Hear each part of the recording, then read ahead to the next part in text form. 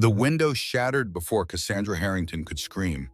1 second, she was standing in her Manhattan penthouse, pouring a late-night glass of water. The next, glass shards were rained across the marble floor. A slender, masked figure plunged through the frame with uncanny grace, landing just feet away from her. No explanation, no hesitation, just a sudden intrusion into her carefully curated world. She couldn't move. The intruder's eyes flashed beneath dark fabric.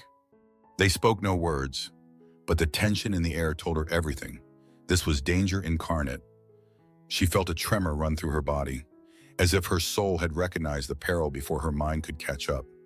Her pregnant belly, only beginning to show, tightened with terror.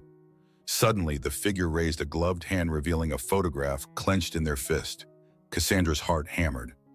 The photo was of her husband, Vaughn Harrington, billionaire, real estate mogul, and philanthropist, caught in what looked like an intimate embrace with another woman. Cassandra recognized the location instantly, the famed Harrington Beach estate in the Hamptons, her sanctuary. Now the scene of betrayal.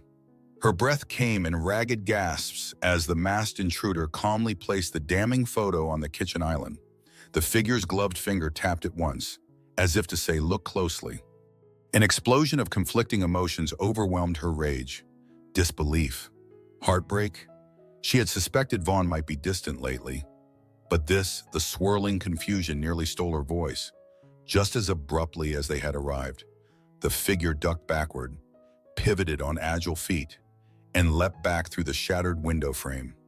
Cassandra's mind reeled. She rushed forward, shards crunching underfoot, ignoring the risk of cutting her bare soles. But by the time she leaned out into the night air, all she could see were the Manhattan city lights. The intruder was gone like a phantom. Cassandra clutched the photo, her hands trembling. She stared at Vaughn's familiar profile, at the curve of his arm around a mysterious woman. Her world shifted on its axis. Silence pressed in, broken only by her pounding heart. Was this some extortion attempt? A setup? Or was it a warning from someone who knew more than she did? In the quiet aftermath, her mind whirled. Who was that intruder? Why show me this now? The baby in her womb seemed to move, reminding her that she wasn't alone in her fear. Vaughn's unborn child was part of this, too dragged into the swirl of secrets and deception. She realized that the biggest question of all wasn't why the intruder came. It was how much of what she saw was actually true. And a voice in Swahili whispered, "Whatever this is, your life just changed forever." No context, no time to prepare, only shock. At precisely 608 the next morning, Cassandra sat in the lavish living area of the Harrington penthouse. She hadn't slept. Her nerves were raw, her mind a tangle of questions. The photograph lay on the glass coffee table like evidence from a crime scene. She'd wanted to confront Vaughn the moment he returned from his late-night meeting, some hush-hush business venture, but by the time he got in, it was well past 2 a.m. She hadn't the strength to face him. Not yet. Daylight illuminated the art on the walls and the carefully selected furniture, a reflection of a life built on success, power, and the Harrington name. But how hollow did that success feel now? She picked up her phone and hesitated, thinking about who she could call. A best friend, a lawyer. But as her mind scanned through possible confidants, she came up nearly empty. Vaughn's social world was immense. Yet Cassandra's circle had shrunk since she married into the billionaire lifestyle. She'd grown isolated in this gilded cage, overshadowed by Vaughn's reputation and demands. She heard Vaughn's footsteps on the marble staircase, each step a reminder of the authority he carried. He appeared in his tailored suit, phone in hand, a determined look etched across his handsome face. "I'm running late." He began in that clipped tone he used whenever business was on his mind. "There's a property acquisition in Midtown that needs my signature. Will you be okay? You look tired." Her eyes flicked to the photo on the table. "Tired doesn't begin to cover it," she said softly. "We need to talk." "Vaughn." He barely glanced at the photo, as though it were a piece of junk mail. "Let's make it quick." His phone buzzed. He checked a message, thumb tapping rapidly, impatience radiating from him. Cassandra stared at him in disbelief. Here she was, shaken to her core, and he was locked in typical Harrington mode, busy, distant, uninterested in any conflict that slowed him down. Is this how he always treats me? She wondered. I never noticed it so starkly before. She cleared her throat, forcing her voice to remain steady. Someone broke into our home last night. They left this. Care to explain? Vaughn's eyes moved to the image. For a split second, his composure slipped. She caught the flicker of shock, quickly replaced by a veneer of calm. He reached for the photo, scanning it with narrowed eyes. This isn't what it looks like, he muttered. In what world does it look like anything other than an affair? She demanded, voice trembling. He sighed, low and controlled, as though her accusations were a nuisance. You're pregnant and stressed. Let's not jump to conclusions. I can't talk now. We'll discuss it tonight after my board meeting. Cassandra felt the sting of dismissal. He pressed a kiss to her forehead, a perfunctory gesture, and brushed past. Again, he's leaving me in the dark. The door closed with a decisive click. She was left standing amid shards of her shattered illusions, feeling more alone than ever. In that moment, the injustice was clear. She wasn't just fighting a possible betrayal, she was fighting Vaughn's utter indifference. Cassandra had never been the type to give up without a fight, but she also wasn't used to dealing with break-ins and cryptic threats. Unsure whom to trust, she decided to contact her husband's personal security detail, the team that normally guarded the Harrington mansion upstate and discreetly shadowed Vaughn in public. Maybe they'd have an idea of who got past their systems. She placed a call to the head of security, a stoic man named Jensen Cordero. She'd met him only twice since Vaughn hired him, but his reputation preceded him, ex-military intelligence, fiercely loyal to Vaughn. Within the hour, Jensen arrived at the penthouse. He wore a sharp suit, his posture rigid, eyes scanning each corner of the living area with methodical precision. Mrs. Harrington, he greeted, giving her a polite nod. I came as soon as I could. He inspected the broken window, the scattered glass, then turned to her with a professional calm. This is unusual. We have top-tier surveillance in the building, but I've already learned there was a camera outage last night on the floor below. Intriguing timing. He paused, waiting to see if she'd reveal anything more. Cassandra took a breath. I found this photo. She handed it to him carefully, as though it were a live grenade. The intruder dropped it. Vaughn claims it's not what it looks like. Jensen studied the image, his expression unreadable. And what do you believe? Ma'am, I'm not sure what to believe anymore. She felt a pang in her chest, pressing a hand protectively over her slight baby bump. I just want the truth. He nodded, exuding a calm that made her feel a fraction safer. I'll dig deeper. In the meantime, keep your guard up. Mrs. Harrington. As he turned to leave, Cassandra grabbed his arm, surprising both of them with the urgency of her grip. Who would do this, Jensen? Do you think this is blackmail? His gaze flickered with something close to compassion. Possibly. Billionaires collect enemies. Ma'am, and sometimes the greatest threats come from within. He gave a slight bow of his head and left. His last sentence echoed in her mind. Sometimes the greatest threats come from within. She thought of Vaughn's ruthless competitor, Gideon Price, known for underhanded tactics in real estate deals. She recalled Felicity Storm, Vaughn's high-powered attorney and rumored confidant. She thought of Lillian Cross, the PR consultant always whispering in Vaughn's ear about brand image, and now a faceless intruder who vanished into the night. As Cassandra moved through the penthouse, the hush felt oppressive, as if even the walls were holding secrets. In the corner, a staff member quietly swept shards of broken glass into a dustpan, erasing physical evidence but not the emotional scar. The real fight hasn't even started. She sensed deep down. Outside, the sky was bright with morning sun, yet in Cassandra's heart, a storm was brewing, one that promised to tear apart the veneer of Harrington perfection. And somewhere in that swirling confusion, she was certain an even darker truth lurked. By early afternoon, Cassandra's thoughts spun like a carousel she couldn't stop. She paced across the penthouse's expansive living room, wrestling with an unfamiliar mixture of betrayal and dread. She decided to do the unthinkable and enter Vaughn's private office. Normally, it was off limits. He liked to keep his professional world separate, but her desperation outweighed her respect for boundaries. The office exuded Vaughn's presence: black leather chairs, modern steel fixtures, the faint scent of his cologne. She settled behind his imposing mahogany desk, flipping through files with trembling hands. Most of it was standard corporate paperwork, but one folder caught her eye marked Synergy Projects. The label was innocuous, yet inside she found a series of documents referencing a property near the Hamptons. The lines of text blurred as she read: Project Aurora Private Land Acquisition, Proposed Resort Expansion, Expected Market Value $500 million. Her heart lurched. The address matched the same beach estate Vaughn had gifted her on their second anniversary, her supposed sanctuary, the place where they intended to raise a family. Was he planning a massive resort project on the land around it? She had never heard of such plans. Pages of financial projections, building permits, and legal disclaimers pointed to an advanced stage of negotiation. Her phone buzzed with a message from Felicity Storm, Vaughn's high-profile attorney.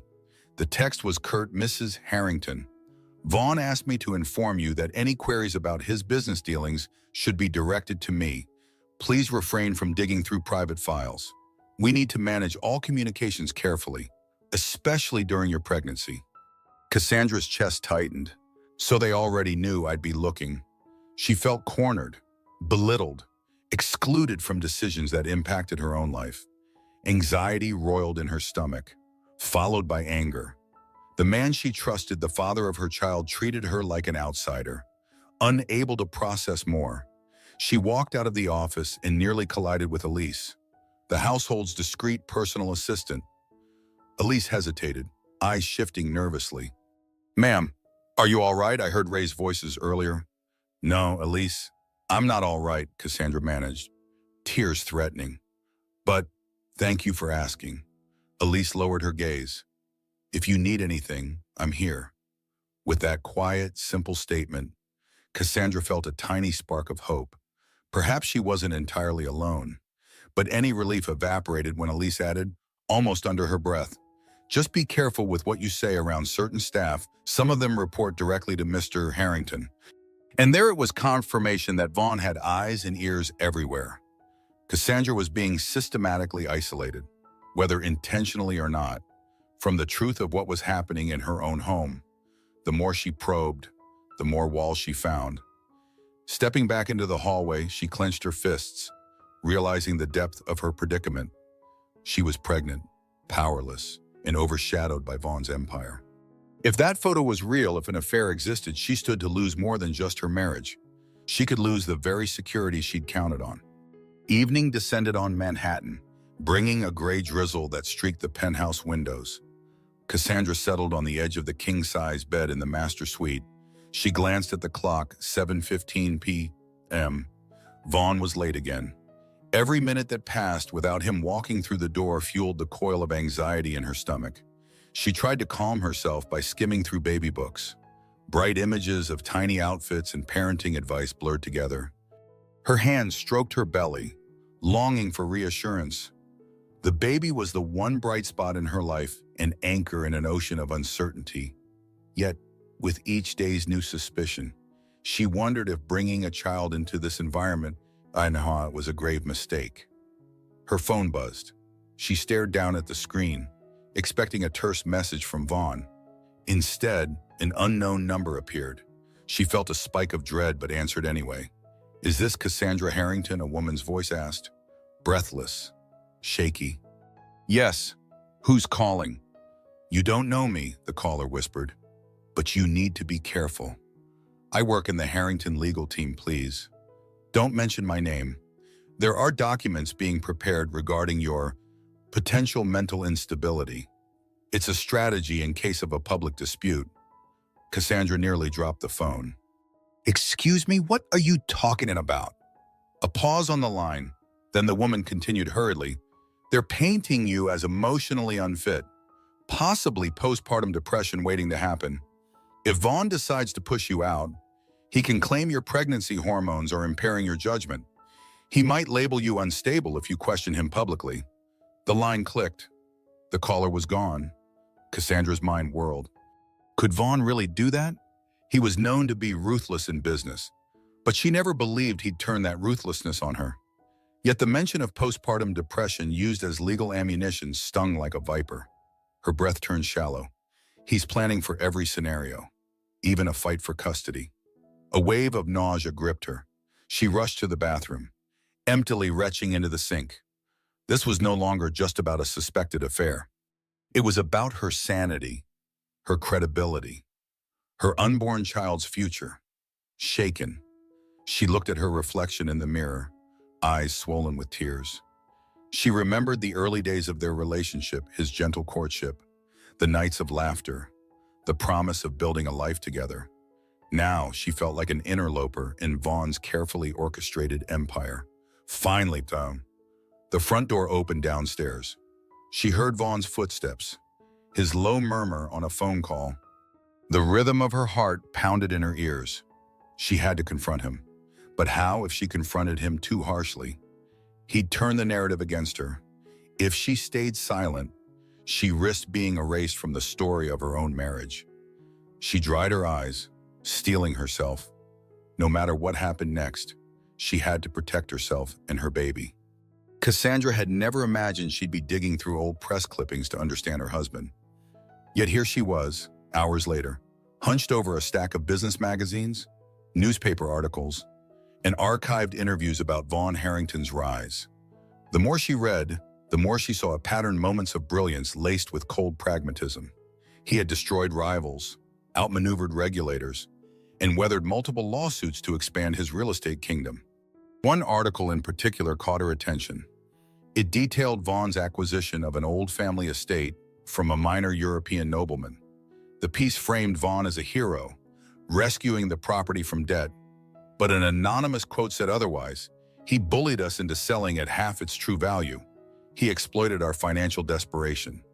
Vaughn Harrington doesn't just close deals, he closes people. Cassandra felt a chill.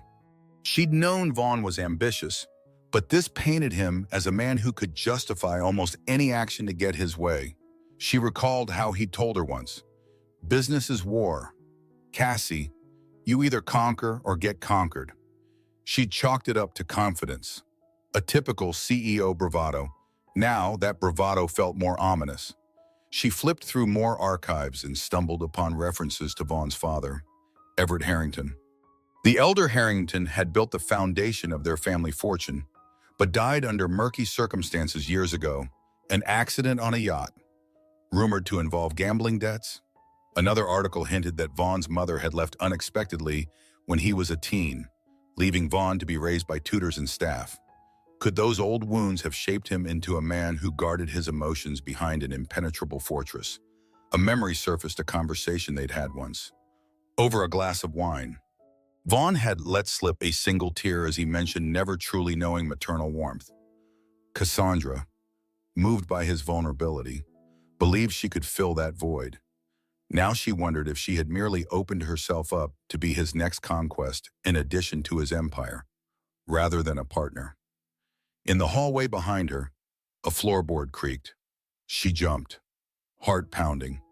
Looking over her shoulder, she half expected to see Vaughn standing there, anger twisting his features. But there was no one. Just the eerie hush of a penthouse at midnight. She set the articles aside. Vaughn's past was peppered with triumphs, tragedies, and unspoken shadows. If he could bury painful truths about his upbringing, what else could he hide? Could an affair simply be another calculated risk in his mind? Thunder rumbled in the distance, as if underscoring her realization. The man she married might be far more dangerous than she ever suspected.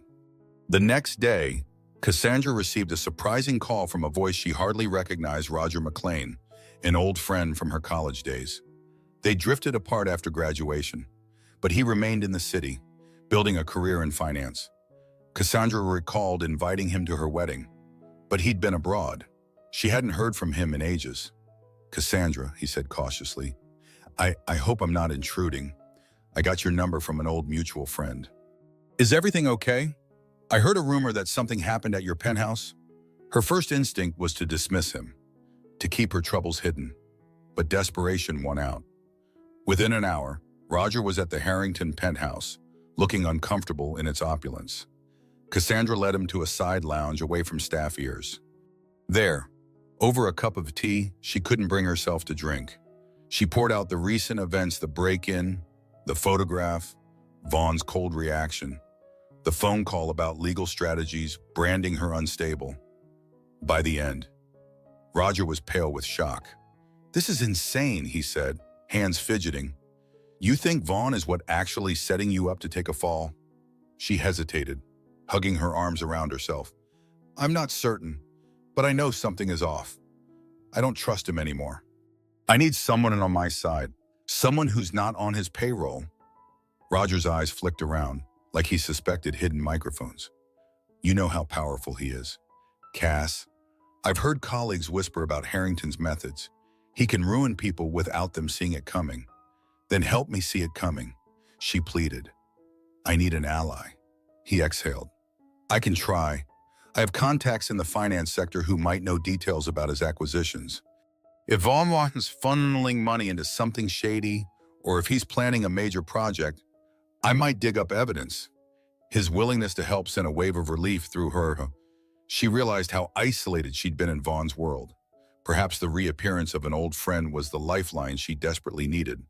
Before Roger left, he glanced at her wedding photos displayed on a side table. "You looked so happy that day." She followed his gaze. Her wedding portrait showed Vaughn smiling warmly, arms around her waist, the picture of marital bliss. It pained her to think how quickly illusions could crumble. "Roger," she said softly, "if you find something that proves Vaughn's betrayal, financial or personal, I need to know. I have to protect my baby. I won't let Vaughn decide my future on his own." He gave a solemn nod. "I promise, Bigor Venus." As he departed, Cassandra felt the faintest glimmer of hope. Maybe she wasn't alone. Maybe, armed with knowledge, she could face Vaughn on more equal footing. Because the more she learned about her husband, the more convinced she became that a storm was coming, and if she didn't prepare, it would sweep her and her unborn child away. Long before she became Mrs. Harrington, Cassandra Ramsey was an ambitious law student with her own secrets. She'd grown up in a modest household, her father a retired police officer, her mother a part-time nurse. From them, she'd inherited a sense of justice and compassion. She'd also learned the weight of responsibility when money was tight. What she rarely spoke about was the scandal that nearly ended her legal career before it began. Late that night, she found herself revisiting that buried memory. She retrieved a single manila envelope from a locked drawer in her private study, a holdover from her past. Sealed and never opened since the wedding. Inside were letters and documents connected to a case from her final year at law school, a wrongful conviction she'd tried to help overturn. She carefully ran her finger over the type name Darnell Beckett. He was a young man sentenced for a crime he didn't commit. Cassandra had discovered key evidence that could exonerate him, but the district attorney's office suppressed it. When she pushed back, she faced backlash, intimidation, and legal threats. In the end, her professor advised her to drop it for the sake of your future. She complied, but the decision haunted her.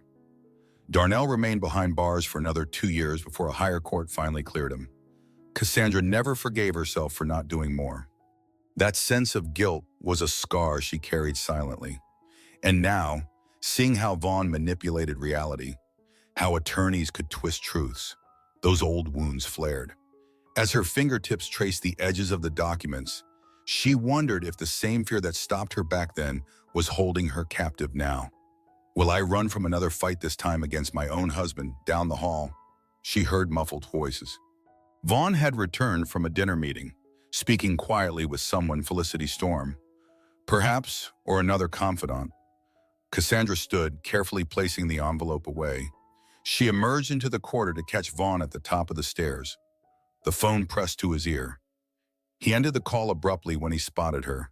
"Still awake?" he asked, feigning a concerned tone. "It's late." She stood there, eyes locked on him, searching for the man she once admired. "I have questions," she said firmly. "I'm sure you do." He slipped the phone into his pocket. "But everything in due time. Cassie, I don't want you stressed in your condition. His dismissive stance lit a fire in her. Don't use my pregnancy as an excuse to shut me out. I'm done being coddled while you control the narrative. What's going on with the beach estate? Are you turning our property into a resort? A flicker of surprise crossed his face. Then the mask returned. Who told you that? He asked quietly. No one. I found documents. You lied to me. His shoulders stiffened. Watched your accusations, he said, voice low. I've built this empire, and I won't see it tarnished by rumors. She wanted to scream, this empire, what about our marriage? But she held her tongue, because while Vaughn might be a formidable opponent, Cassandra realized something crucial. She, too, had learned to fight in a world that didn't play fair. Vaughn Harrington sat in his private study, the door locked behind him. From an outsider's view, he was the picture of unflappable control billionaire real estate titan, unstoppable. Yet as he sank into the leather chair, a rare flicker of vulnerability crossed his face. He ran a hand through his perfectly styled hair, exhaling shakily. A small black and white photo lay on the desk in front of him, a relic from his childhood. Vaughn at age 10, standing beside his father on the deck of a luxury yacht. His father wore a triumphant grin. Vaughn, however, stared off at the horizon, expression unreadable. That night in Amant, Vaughn's father lost a fortune gambling in the yacht's secret poker room. He later took out his frustrations on Vaughn's mother in ways Vaughn would never forget. She left soon after. Memories like these fueled Vaughn's hunger to control every aspect of his life. He vowed never to be weak, never to allow emotional ties to overshadow his ambitions. That vow had made him unstoppable in business, but it also left scars he never fully acknowledged. He picked up his phone and dialed a number. Felicity, he said in a low voice. We need to accelerate the paperwork for the resort expansion. I want it finalized before month's end. Felicity Storm spoke on the other end, her tone efficient. What about Cassandra? She's going to contest this if she feels blindsided. He gritted his teeth. I'll handle her. She's emotional right now. With the pregnancy, he stopped, hearing the coldness in his own voice. Let's just say she won't pose too much of a threat. A pause. Then Felicity replied carefully. Are you certain about that? The Harrington brand has a squeaky clean facade. If word of an internal family dispute leaks, Gideon Price will pounce on any weakness. Vaughn's jaw tightened at the mention of Price, his longtime rival who thrived on corporate sabotage. Cassandra won't destroy her own marriage publicly, he insisted. That's not who she is. And if she does, Felicity pressed, or if someone else uses her vulnerabilities against you. He slammed his hand down on the desk, rattling the photo of him and his father. Then we'll respond accordingly. I have contingencies. Felicity, just trust me. He ended the call abruptly, heart pounding. Lately, his meticulously crafted life felt like it was on the verge of unraveling. The intruder who left the damning photo, he suspected Gideon Price's involvement but had no proof. Cassandra's pushback. Unexpected, her rebellious streak was intensifying. Gazing again at the old family photo, Vaughn remembered his mother's last words before she walked out. Your father thinks controlling everything will fix his pain. It won't, and I won't be his casualty. Vaughn had been too young to stop her. Now he wondered if Cassandra would echo that same sentiment. That possibility shook him more than he cared to admit. He took the photo and locked it away in a drawer, forcing his features back into composure. No matter the cost, Vaughn Harrington would not allow his empire or his fragile sense of control to collapse. If that meant stifling Cassandra's protests, so be it. It was midday when Cassandra received a sudden text from Vaughn Pack for the weekend. We're going to the Harrington Beach estate. Let's have some quality time. She read it twice, feeling a swirl of emotions. For months, he'd avoided spending weekends together, claiming business obligations. Now, after her recent confrontations, he wanted to retreat to the beach house. It felt more like a strategic move than a heartfelt gesture. Still, she agreed. This estate once symbolized love and promised a wedding gift, a future family haven. If there was any hope of salvaging their relationship, maybe it lay within those familiar dunes and ocean views. When they arrived later that evening, the estate looked postcard-perfect waves crashing against a private shoreline. The late summer sun casting orange and pink hues across the sky. But beneath the scenic facade, tensions simmered. Vaughn's phone buzzed constantly. He answered in clip-on tones, pacing the foyer while staff discreetly unloaded luggage. Cassandra explored the home alone, recalling how happy they'd been planning renovations. She'd chosen soft blues for the bedroom to emulate the sea's calming effect. Vaughn had insisted on a high-tech security system, no expense spared. Now, as she roamed each corridor, her mind lingered on the intruder's photo, the break-in, and the possibility that someone might attempt to breach this sanctuary too. Eventually, she found Vaughn in the living room, gazing out the floor-to-ceiling windows. He turned, offering a half-smile. "I thought we needed a change of scenery." She folded her arms. "Does that mean you were ready to talk?" He gestured for her to sit, poured 2 glasses of sparkling water. "I know you've been under a lot of stress. I want us to reconnect. This place used to make you smile." That line stirred bittersweet memories. She decided to test the waters. "Vaughn, are you hiding anything about this property? I saw some documents, Project Aurora." His jaw tensed slightly. "Let's not ruin the moment with business talk. Project Aurora is just an exploratory idea. Nothing is finalized." She pressed on. "Exploratory enough that I've found reams of financials and legal briefs. That's more than an idea. Vaughn." He sipped his drink, avoiding her gaze. "We're here to relax. Cassandra, please." Frustration welled inside of her, "But you can't keep me in the dark forever." But she decided to hold her tongue, at least for the night. If he was giving her an opening, no matter how superficial, she would use this weekend to gather more truths. They clinked their glasses.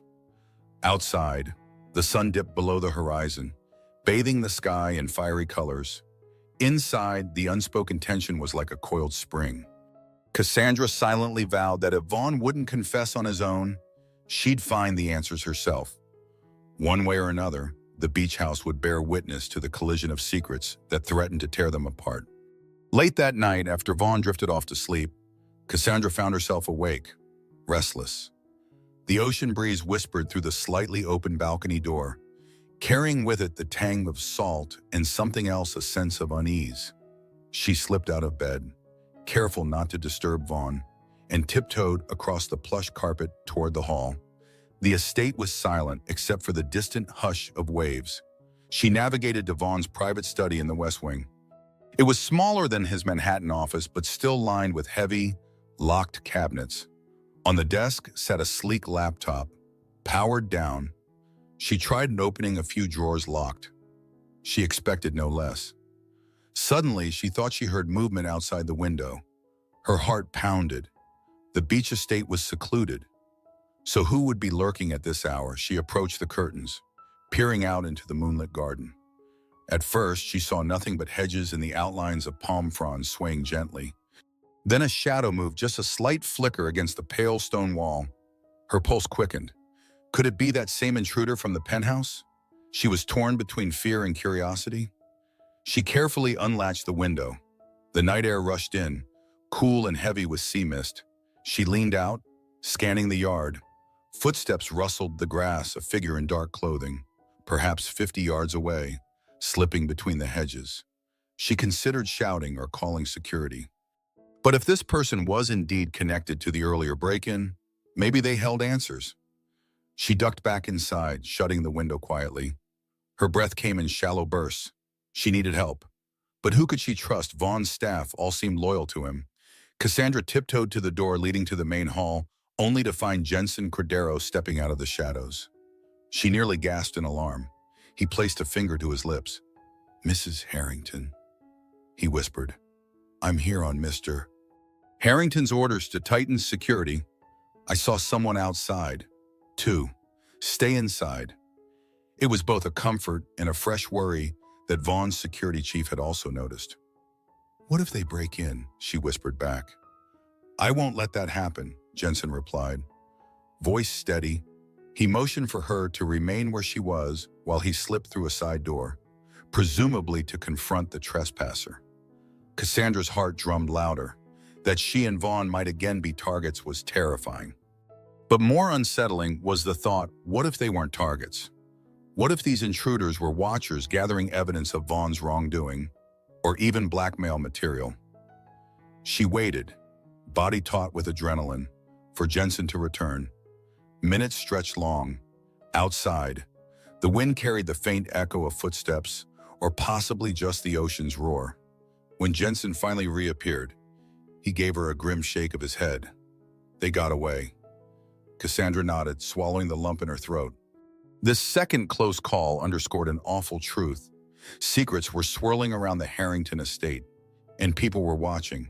For better or worse, the house by the sea was about to become the stage for a high-stakes confrontation. The following afternoon, Cassandra wandered the estate alone, still shaken by the nighttime intrusion. Vaughn was locked away in tense phone calls, and she needed air. The garden behind the house once soothed her, a place of blooming roses and gently winding paths. Now she only felt a mild sense of foreboding under the bright sun. Then she remembered the old gardener's shed near the property's edge, where they stored beach gear and gardening tools. She meandered there, hoping the familiar smell of potting soil and ocean breezes might calm her rattled nerves. Inside, she sifted through the dusty shelves, recalling a time she and Vaughn painted the shed's interior a cheery yellow. Her eyes settled on a wooden chest shoved in a corner. It looked older than the rest of the items, corners battered. Curiosity sparked. She didn't recognize it. She knelt, prying open the lid. At first, she found nothing but frayed tarps and a tangle of rope. Then, beneath a musty cloth, she uncovered a wrapped package. Carefully, she peeled away layers of old paper to reveal a hardcover notebook. Oh, a journal. A name was etched on the first page: Everett Harrington, Vaughn's father. Cassandra's pulse quickened. She'd heard whispers about Everett, how he shaped his son's fierce drive. She had no idea his personal journal was hidden here. With trembling fingers, she skimmed an entry, weary of these debts. The yacht is my last gamble. Vaughn must understand I do all this for him. The family name must survive. The next pages held scattered notes about property acquisitions, personal confessions of guilt, mention of arguments with Vaughn's mother. Cassandra's eyes widened at one passage. If anything happens to me, I fear Vaughn will follow the same dark path. He's learned from me that winning is all that matters. She inhaled sharply, flipping further. The final dated entry spoke about expansions near the Hamptons coastline, land deals that seemed suspiciously similar to Vaughn's current project, references to hush money payments, private contractors, impossible legal corners cut. It ended abruptly. Weeks before Everett's tragic death on that yacht, her mind raced. Was Vaughn simply continuing his father's methods? If so, the expansions at the beach estate might not just be a business decision. It could be an obsession, a personal vow to fulfill Everett's unfinished legacy no matter who got hurt. Footsteps crunched on gravel outside. Cassandra's head snapped up.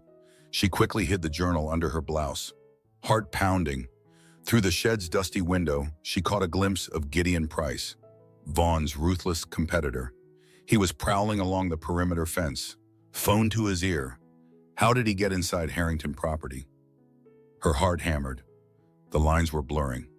Vaughn's father's secrets, a mysterious intruder at the penthouse, Gideon Price skulking around the estate, and a father's journal cautioning about a legacy of ruthless ambition. Clutching the journal, Cassandra realized she held a key to Vaughn's inner world, an insight that could be the turning point. If she confronted him with these pages, would he open up? Or would he crush her under the same unyielding need to dominate that he'd inherited from Everett Harrington? She slipped out of the shed, eyes darting for Gideon, who'd vanished as quickly as he appeared. This estate is a battlefield, she thought, and I'm standing right on the fault line. Back inside the beach house, Cassandra took refuge in a small reading nook overlooking the ocean. She carefully laid out the journal on her lap, rereading the more incriminating entries. The rhythmic crashing of waves outside belied the storm raging in her mind. Every new revelation painted Vaughn not just as a distant husband, but as a man haunted by his father's failings, driven to build an empire at any cost. She remembered the moment, years ago, when Vaughn had swept her off her feet. He was brilliant, charming, and seemingly philanthropic. She'd wanted to believe he was different from the stereotypes of cutthroat billionaires. Yet here she was, pregnant with his child, discovering that he might have learned all the worst lessons from a father he both idolized and resented. Her phone vibrated with a text from Roger McLean, dug up some info on Vaughn's real estate expansions. "It's bigger than I thought. Gideon Price is in the mix. We need to talk ASAP." She typed back quickly, "I'm at the estate. It's not safe to discuss by phone. Let's meet soon." Just then, Vaughn's voice echoed from the hallway. He sounded agitated. "Cassandra, we need to have a serious conversation." "Where are you?" His footsteps approached, heart hammering. She slid the journal behind a cushion, forcing a neutral expression as Vaughn entered. He wore a crisp white shirt, sleeves rolled up, but tension radiated from him. "I've received word that Gideon Price was seen near our property line. Security's investigating." She kept her voice level. "Yes, I saw him too." Vaughn's eyes narrowed. "Why didn't you inform me immediately?" "Because, Vaughn, I wasn't sure if it was safer to keep quiet. Right now, I don't know whom to trust." The words landed heavier than she intended, and a flash of regret swept her face. He stared at her, as if seeing her for the first time in months. "I told you, you can trust me," he insisted, though his voice lacked conviction. The tension between them felt like a drawn bowstring. For a moment, Cassandra considered confronting him with the journal, demanding he explain every hidden secret, but an instinct made her hold back. If Vaughn felt cornered, he'd lash out or retreat behind his legal fortress. She needed a better plan: leverage, timing, and a witness to hold him accountable. Instead, she chose different words. "I want a real conversation about what's happening. The expansions, the intruder in Manhattan, Gideon Price prowling around, and us, this marriage. Are you ready to be honest?" He exhaled, struggling to maintain composure. "Yes, I'll talk. Tomorrow morning, in my study. There's too much to unpack tonight." She nodded silently, letting him leave. "Tomorrow," she repeated in her mind, "might be the turning point if I can keep my resolve." As the door closed, she retrieved Everett's journal from its hiding place. Her hands trembled, but a new determination burned inside her. She wasn't just a victim in Vaughn's game. She was a woman with a child to protect. No matter what illusions Vaughn tried to spin, Cassandra decided right then she would fight back, and she would not fight alone. Dawn broke over the Harrington Beach estate with a soft glow, casting long shadows across the living room floor. Cassandra woke early, determined to confront Vaughn about everything Project Aurora, the intruder, and the father's journal. If they were finally going to talk, she wanted it all on the table. She found Vaughn already in his private study. The drapes were open, revealing an uncharacteristically turbulent sea. Papers covered the large desk, as if he'd been up half the night strategizing. When he saw her, he set his phone aside, motioning for her to close the door. "All right," he began, trying to sound calm. "I promised we'd talk, so let's talk." She perched on a chair opposite him, the father's journal tucked in her bag. "I want to know the truth. Why are you planning a massive resort project on land you once said was our future family retreat? And why keep it secret from me?" He rubbed his temples. "Cassie, you've seen how business works. Opportunities arise, and I have to act quickly. The land around our beach house has potential. It's not personal, just business." His dismissive words stung. "It's personal when it's our home," she retorted. "I also want to know about that photo of you with another woman. Are you—" He cut her off with a sigh. "No, I'm not having an affair. That photo was staged or manipulated. I suspect Gideon Price is behind it, trying to sow discord. Why? Because he knows if my personal life implodes, I'll be too distracted to complete Project Aurora." Cassandra's eyes narrowed. "You expect me to just believe you? After everything I've found, the hush-hush expansions, the infiltration of our penthouse, none of it adds up if you're supposedly innocent. His tone grew sharper.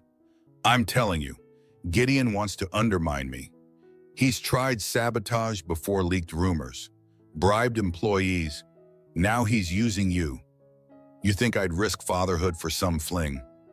The words hung in the air, heavy with the tension of half-truths. Cassandra searched his face, recalling the kindness he once showed. Could Vaughn be telling the truth about Price's plot? Or was he just twisting the facts to manipulate her? She reached into her bag, pulling out Everett Harrington's journal. Vaughn's eyes widened. Where did you get that? He snapped. It was hidden in the garden shed, she said softly. Your father's final entries. He wrote about deals eerily similar to your Aurora project. He also wrote about you. Vaughn, how he feared you'd follow his path of ruthless ambition. For a moment, Vaughn's facade cracked. A flicker of hurt crossed his features. You had no right to read that, he muttered, voice hoarse. Cassandra gripped the journal tight. Maybe not, but it's the only honesty I've found in this entire house. It's time we stop lying to each other, or to ourselves.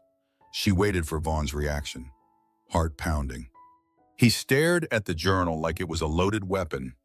Fine, he said at last, voice cold. Let's get everything out in the open, then see what's left of this marriage. Midway through their tense conversation, Vaughn's phone rang. He glanced at the screen and grimaced. Felicity Storm, he informed Cassandra. Stepping aside to answer, she overheard snatches of the conversation, frantic, hushed. The words injunction, emergency hearing, and financial freeze hung in the air, fueling her worry. When Vaughn ended the call, his face was ashen. There's a court order blocking any sale or development on the Aurora property. Gideon Price filed a lawsuit, claiming environmental violations. Felicity wants me back in the city immediately. Cassandra felt a surge of vindication. He might finally face consequences for his underhanded tactics. But Vaughn's next words hurled her into a different kind of turmoil. I need your help, he said, with an edge of desperation. Your legal background, maybe you can coordinate with Felicity to push back against Price's accusations. She blinked in shock. You want me to save a project you hid from me? He stepped closer, tension rolling off him. Yes, because despite our issues, I trust your intelligence. You're my wife, Cassandra. You know how to navigate legal pitfalls. Gideon's playing dirty, and I need every advantage. Anger flared inside her. He wants me to bail him out after brushing me off and possibly cheating. Yet at the same time, she sensed a tiny shift in his voice, a hint of genuine fear that he was about to lose control. Before she could respond, he dropped another bombshell. There's something else, he said, raking his fingers through his hair. The woman in the photo, her name is Simone Davenport. She's an environmental inspector. I had dinner with her once to discuss compliance issues. I swear it wasn't intimate, but if Price bribed her to fabricate that photo, we're dealing with more than a lawsuit. This is blackmail. Cassandra's heart pounded.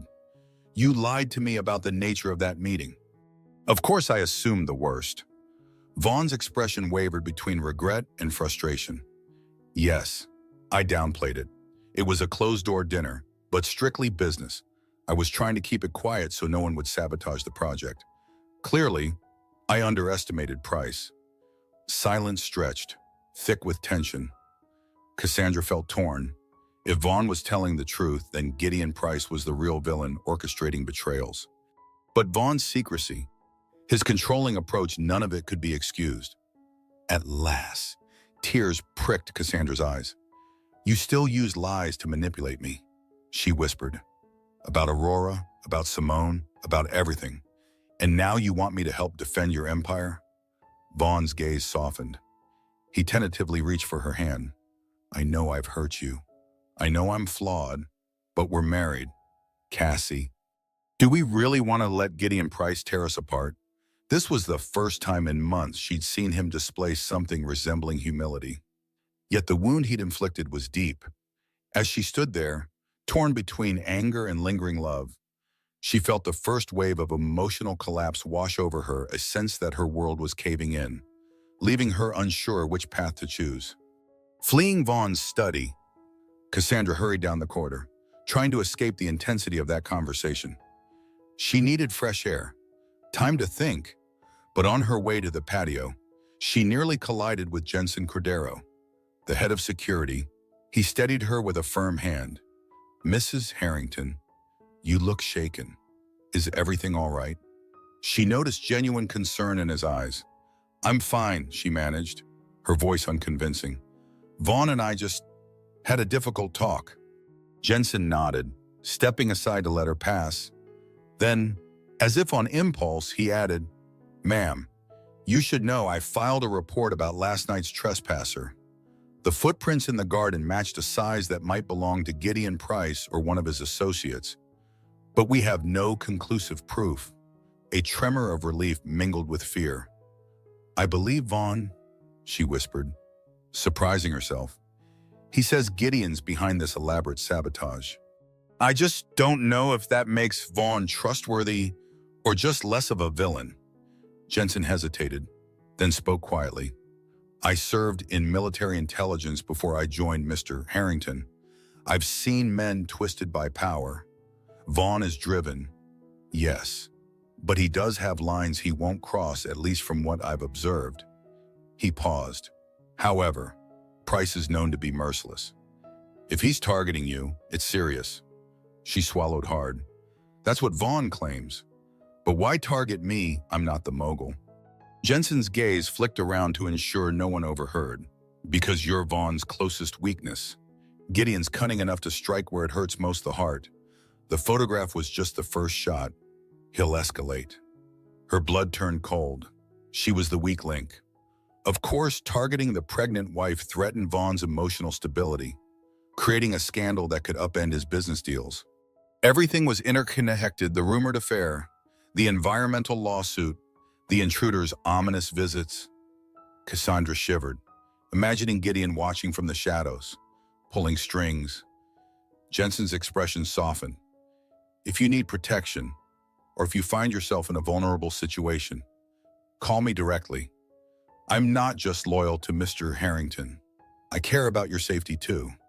His sincerity caught her off guard. Accustomed to staff who answered only to Vaughn, she found Jensen's offer unexpectedly comforting. "Thank you," she said softly. "I may take you up on that." He handed her a card with a private number, then excused himself, murmuring something about checking the perimeter again. Cassandra clutched the card, breathing a little easier. Maybe she wasn't alone in this after all. At the patio doors, she paused to gather her thoughts. Vaughn wanted her help. Price was likely ramping up attacks.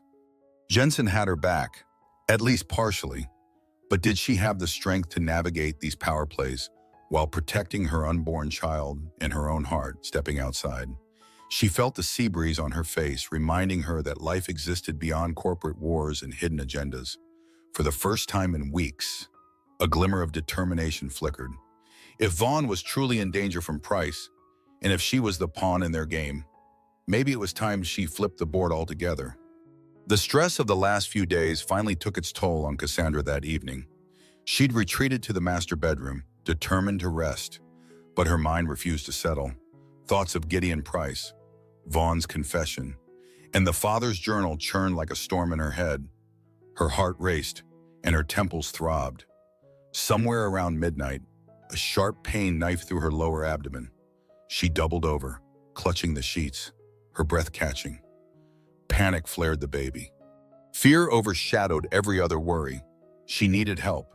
But Vaughn was in another wing, on yet another conference call with Felicity Storm. She tried to stand, but the pain intensified. A wave of nausea washed over her, and she sank to the floor, struggling to breathe. Her phone was on the bedside table, just out of reach. Adrenaline spiked, fueling a desperate crawl. She fumbled, grabbed it, and managed to dial 911 with trembling fingers. Jensen, alerted by the commotion, burst into the room moments later. "Mrs. Harrington," he exclaimed. She could see alarm flash in his eyes. "What's wrong? I don't know." She gasped. Something's wrong with the baby. He immediately directed staff to call the estate's private physician and readied a car to take her to the nearest hospital if needed. Vaughn arrived seconds later, face pale as he took in the scene. Cassandra clutched his hand, tears in her eyes. "Please, do something," she whispered. In that moment, all Vaughn's steely composure vanished. "Hang on," he murmured, voice shaking. "We'll get you help." The private doctor arrived, quickly assessing Cassandra. She was placed on the bed, sweat beading her forehead. The pain receded slightly, replaced by a terrifying uncertainty. Would she lose the baby in the midst of all this chaos? That fear dwarfed everything else. After a tense half-hour of examination, the doctor's verdict was cautiously optimistic: stress-induced complications. Not immediate miscarriage. "You need absolute rest," he warned, and significantly reduced anxiety. Elevated blood pressure could threaten both you and the pregnancy. Relief flooded Cassandra, but it was tinged with a new resolve. This lifestyle constant fear, deception, sabotage was literally endangering her unborn child. Vaughn hovered nearby, eyes red-rimmed. He looked almost broken. "I'm sorry," he whispered, stroking her hair. "I never wanted you to be in danger." She swallowed the lump in her throat. "Then stop putting me in it." He nodded, tears threatening to spill.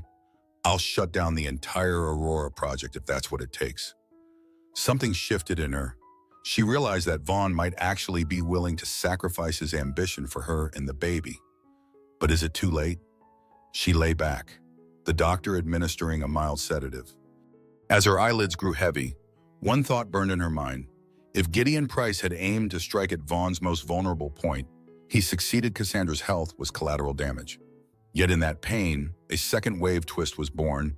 Cassandra felt a renewed sense of self-preservation. She would do whatever it took to protect her child, even if it meant turning against Vaughn entirely. Morning sunlight filtered through the curtains, and Cassandra woke feeling groggy but stable. The memory of last night's scare lingered. She gingerly placed a hand on her belly, grateful the baby seemed unharmed. Across the room, she noticed Vaughn dozing in an armchair, disheveled and restless. He stirred when she shifted upright. Immediately, he was at her side. "How are you feeling?" His tone brimmed with concern, the polished billionaire demeanor replaced by raw anxiety. "Better," she murmured. "The doctor said rest is crucial. I have to avoid, well, everything that's been happening." Vaughn nodded, rubbing the stubble on his chin. "I've spoken to Felicity. We're delaying any further action on Aurora. I can't risk," his voice cracked, and he cleared his throat. "I can't risk losing you or the baby." The sincerity in his eyes caught her off guard. For once, she saw not the power-hungry mogul, but a man who feared for his family's safety. Could this be the Vaughn she fell in love with, the one who once danced with her under fairy lights, promising a life of love and comfort? "Thank you," she whispered. "But we both know Gideon isn't going to stop just because you paused the project." "I know," Vaughn acknowledged. He glanced toward the window, the ocean rolling in the distance. "I've arranged for additional security. Jensen will bring in more men undercover, so it doesn't feel like a fortress." And he took a breath, as if bracing himself. "I reached out to the district attorney about Price's possible blackmail attempts. If I go public with my suspicions, it might deter him." Her heart fluttered with cautious hope. "You'd risk exposing your own secrets to bring him down." He stared at his hands. "If that's the cost of keeping you safe." Yes. This moment of vulnerability was the first genuine connection they'd shared in ages. She blinked back tears. "I'm still angry with you," she admitted. "About the lies, the hidden expansions, the hush-hush meetings with Simone Davenport, whatever that truly was." He nodded, accepting her anger. "You have every right to be. I promised transparency and then broke it, repeatedly." Cassandra studied him, trying to gauge his sincerity. Could she trust he was finally telling the truth? Or was this just another tactic, yet the night's scare had changed something? His concern felt real, not staged. Maybe it took nearly losing her and the baby for him to see how far off track he'd gone. For the first time in weeks, she experienced a fragile sense of unity with her husband. Let's take this one step at a time, she said quietly. I won't let Price's manipulations destroy our family if we still have a chance to save it. Vaughn exhaled, relief evident. That's all I want, Cassie. She closed her eyes, exhaustion seeping back in. Still, a small spark of optimism glowed in her chest. If Voss truly followed through, if he confronted Price, halted Aurora, and prioritized honesty, maybe they could stand a fighting chance. It was a slender ray of hope, but in her storm-tossed world, it was everything. Within 24 hours of Vaughn hinting he might go public with allegations against Gideon Price, the retaliation arrived swift and brutal. Early the next morning, Cassandra's phone vibrated nonstop with alerts. She blinked at the barrage of notifications, each headline more shocking than the last.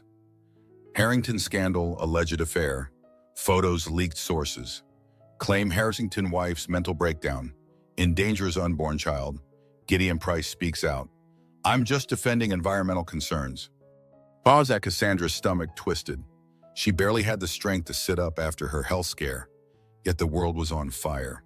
A local news segment played on TV in the background, showing her and Vaughn's faces side by side with bold text reading, "Marriage in crisis." She heard Vaughn roar in anger from down the hall. Moments later, he burst into the bedroom. Phone in hand, Price leaked everything. He growled. Those photos, he's doubled down. Painted me as a serial cheater and you as an unstable mother. He claims the Aurora site is an environmental crime scene. It's a perfect storm. Cassandra's eyes stung with tears. So it's all out there, our private life. My pregnancy. Everyone's seeing this. Vaughn dropped onto the bed beside her, face grim. Yes, and I've already fielded calls from business partners. Stocks are dropping. The board's panicking. Price is winning the public relations war. She swiped away tears, anger flaring. How dare Gideon exploit her pregnancy and twist her into a tabloid caricature? But a deeper dread gnawed at her, recalling the anonymous tip that Vaughn's team might label her mentally unstable if it came to a public clash. Was this part of the same strategy, now weaponized by Gideon? She heard a beep, an incoming text from Roger McLean. Cass, I'm sorry. The rumors about your mental state are everywhere in financial circles. People think you might sabotage Harrington's empire. I'm trying to shut it down, but it's spreading. She read it aloud, her voice trembling. Vaughn tensed. He's systematically dismantling my reputation and yours. The door swung open again, revealing Jensen Cordero. He carried a laptop, eyes dark with concern. Mr. Harrington. Ms. Storm is on a video call. She looks shaken, said Price might have bribed a high-profile therapist to claim Cassandra has postpartum psychosis. The story is gaining traction among certain tabloids. Cassandra's vision blurred. She felt her baby bump, protective instincts surging. This can't be happening, she whispered. I'm not even postpartum. Yet, Vaughn's hand gripped hers, knuckles white. I won't let him do this, he said, voice cold with resolve. If Price wants a war, he'll get one. Felicity and I will counter every lie with facts. She wanted to believe him, to trust he had enough truth on his side to defeat Gideon. But after everything Vaughn had hidden, she wasn't sure which facts could still be considered absolute. In that moment, she realized the scope of Gideon's vengeance. He aimed not just to kill Aurora or damage Vaughn's fortune, he intended to destroy Cassandra personally, ensuring she had no public credibility left. Another wave of fear crashed over her, but behind it came a fierce determination she would not crumble under false accusations. As the day wore on, Cassandra felt the weight of 1,000 judging eyes. Even though she was physically alone in the estate's sunlit sitting room, Vaughn paced nearby, juggling frantic calls from Felicity, PR teams, and investors. The tension in the air was suffocating. She stared at an online article on her tablet.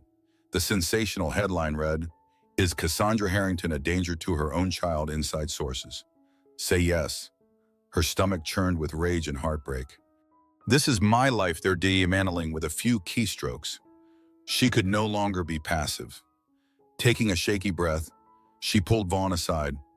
I need to speak out, she said, voice trembling at first but growing steadier. Not just you, not just your lawyer, me.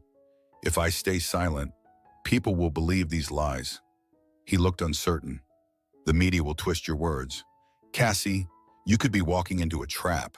Let Felicity handle the public statements. Her eyes hardened. No. This is about my mental health, my unborn child. I won't let them paint me as some unhinged mother. If I don't show strength now, Price wins. Everyone wins except us. His mouth drew into a tight line. Finally, he nodded. All right, we'll do a controlled interview with a reputable outlet. Felicity can set it up. You'll get your truth out, but we'll keep it short and factual. The next few hours passed in a blur of planning.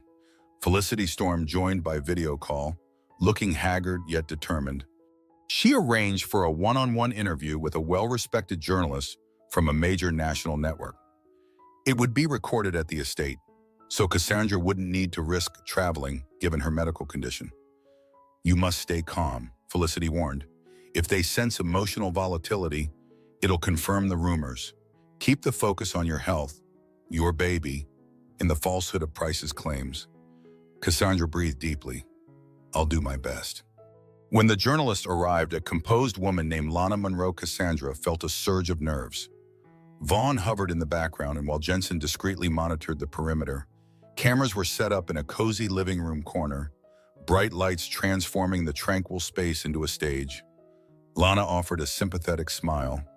Mrs. Harrington, I know this is difficult. Just speak from the heart, and I'll ensure your words are fairly represented. Inhaling. Cassandra nodded.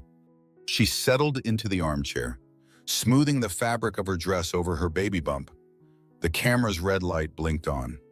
Cassandra, Lana began gently, what would you like the world to know about these rumors concerning your mental health?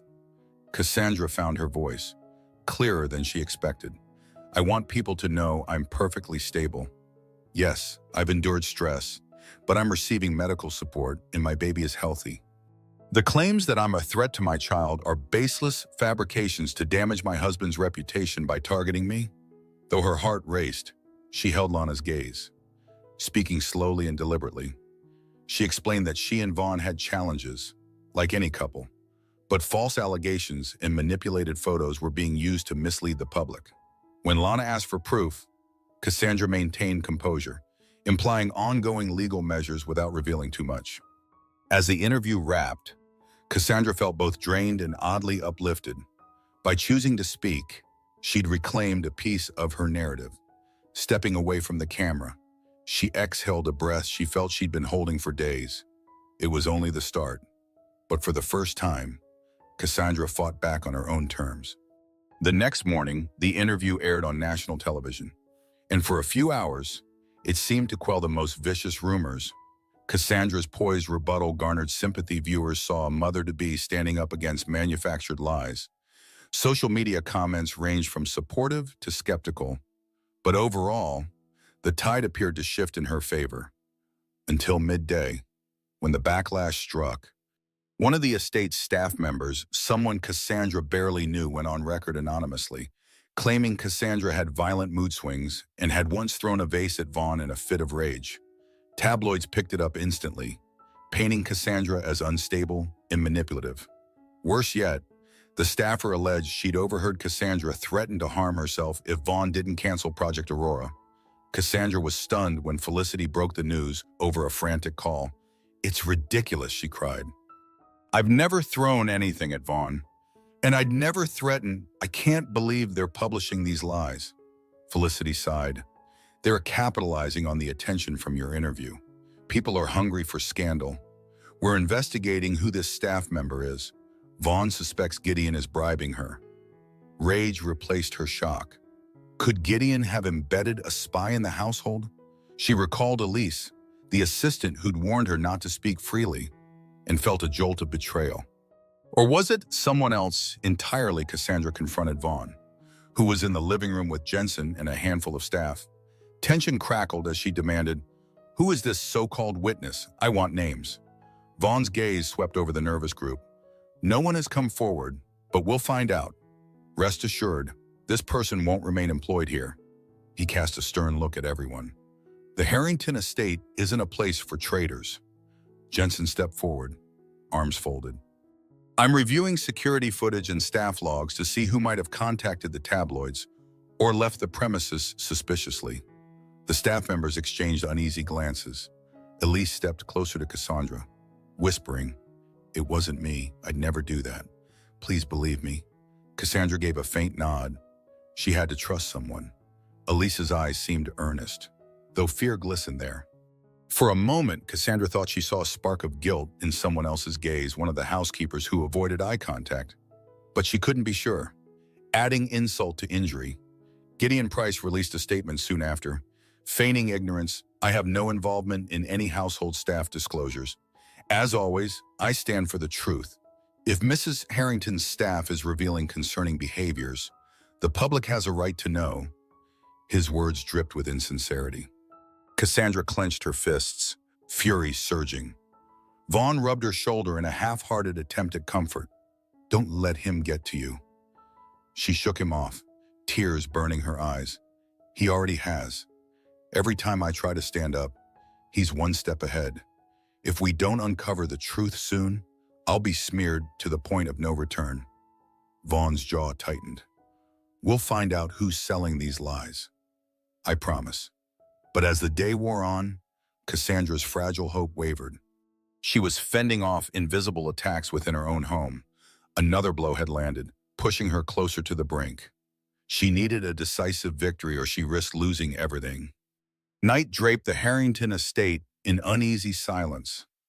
Though extra security patrolled the grounds, Cassandra still felt on edge. Every rustle in the bushes, every creak of a floorboard set her nerves jangling. How many more shocks could she endure before something broke? Vaughn tried to comfort her, staying close. But the persistent tension between them simmered, unresolved. Late in the evening, she sat in the small parlor near the eastern wing, reading an old hardcover novel in an attempt to distract herself. The sound of footsteps outside the window made her freeze. She peered through the curtain. A dark figure skulked along the estate's perimeter. She recognized the silhouette from the night before, the same intruder or spy who'd escaped detection. Heart thumping, she grabbed her phone, ready to summon Jensen. But before she could dial, the figure swiftly moved away, disappearing into the shadows. Determined not to let them slip away again, Cassandra made a split-second decision. She slipped out of the parlor door, onto the veranda, moving with surprising stealth despite her pregnant form. She followed the figure's path around the side of the house, adrenaline surging through her veins. Then she heard voices, a hushed argument. She crept closer, staying behind a tall hedge. Moonlight revealed two people, partially concealed by the estate's side gate.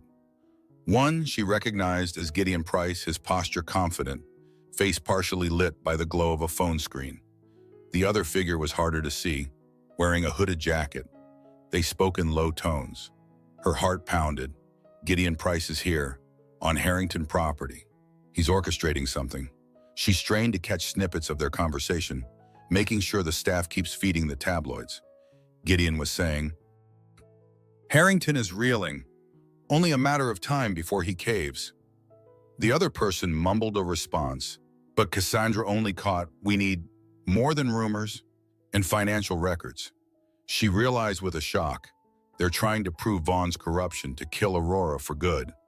Suddenly, Gideon stepped closer, and moonlight fell on the accomplice's face. Cassandra gasped silently. It was the same housekeeper she'd suspected earlier. Her suspicions had been correct. The housekeeper nodded, handing something to Price, a USB drive. "Perhaps." They parted ways, and Gideon retreated toward a waiting car outside the gate. Cassandra's phone slipped from her grasp, clattering onto the veranda's stone path. The noise was small, but enough to alert the housekeeper. In a heartbeat, he spun around, eyes locking on her. Fear jolted through Cassandra. He'd recognized her instantly, and she'd just witnessed them conspiring. She turned to run, but he lunged forward, gripping her arm.